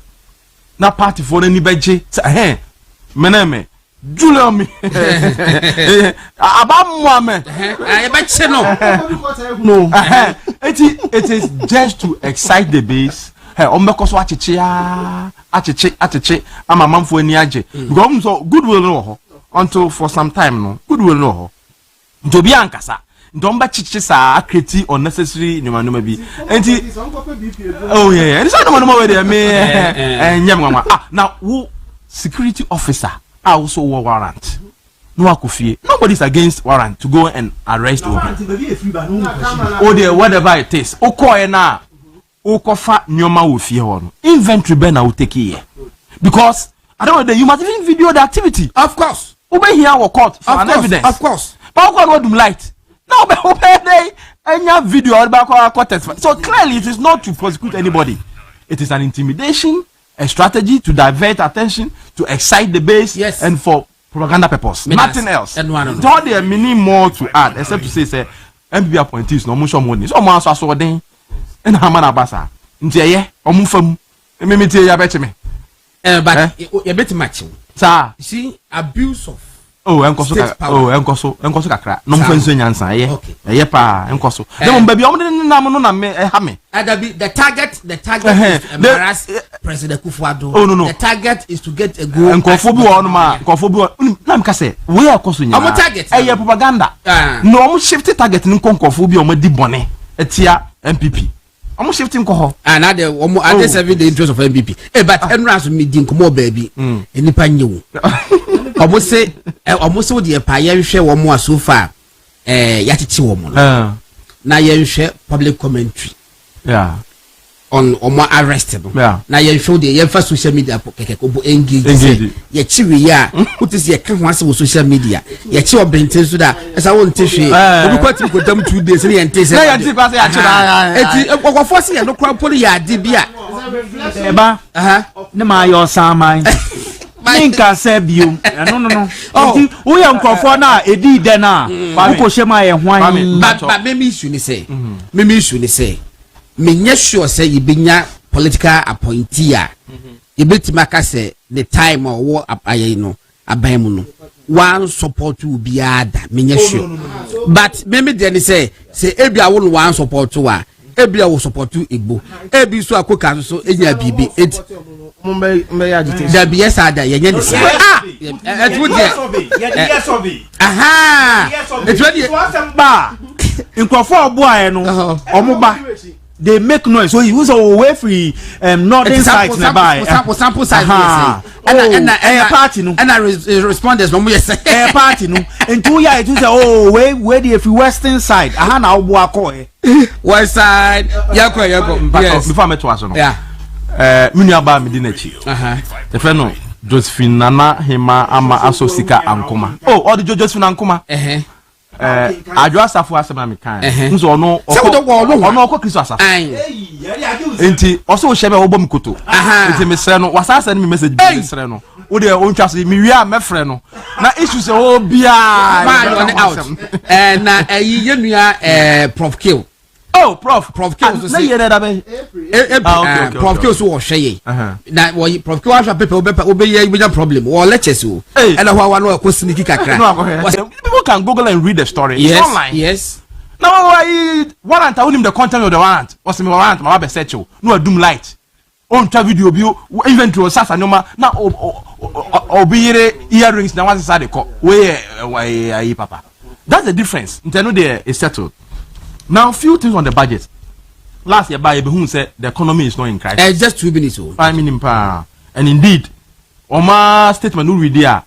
There's a portion of much say ampa aban no choke some gains any reserves in any manoma bibiri e no ho ebio the decision to take out taxes is not new. In fact omukwa no mu yi 2 or 3 on promise nyoma promise tax on yeso me year free na VAT then do musafo no mu task force to go into it, but so the during MPP administration first term omu yi 17 nuisance taxes first budget.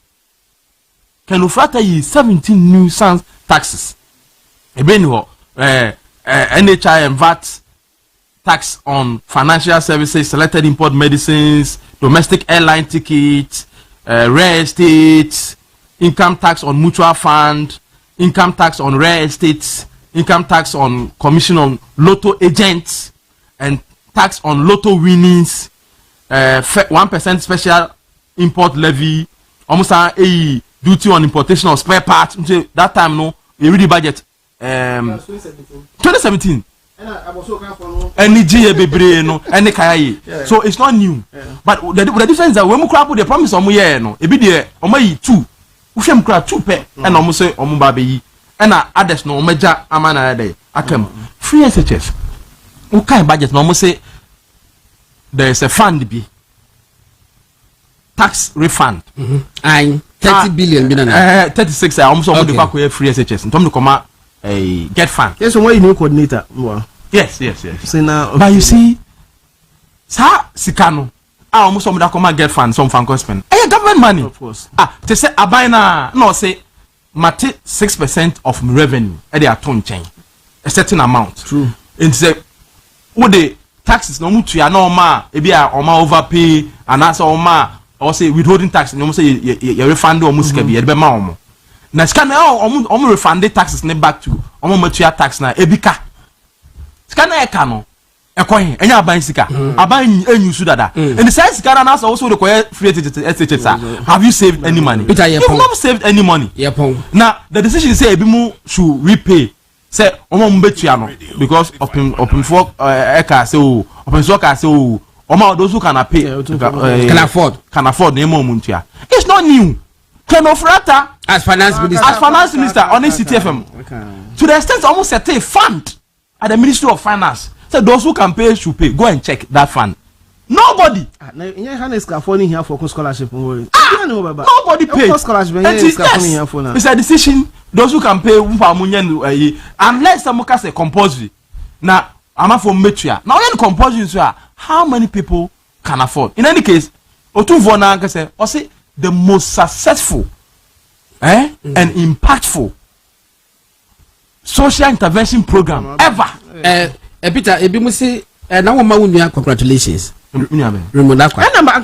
And come baby say Remonakwa. Abaya me say it's a neutral system here in ho. Oh Remonakwa say we call finance ministry to the minister. Yes. Remonakwa of Joy FM. Special advisor so technical advisor on media and I'm showing there on your position now or support. Oh yeah. I think he's paid. Abaya dey go for didi. But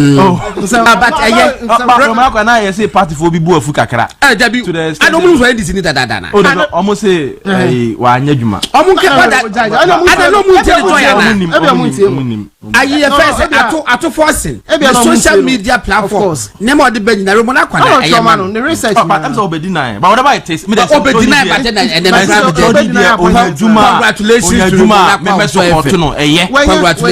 Oh, but for your call for commission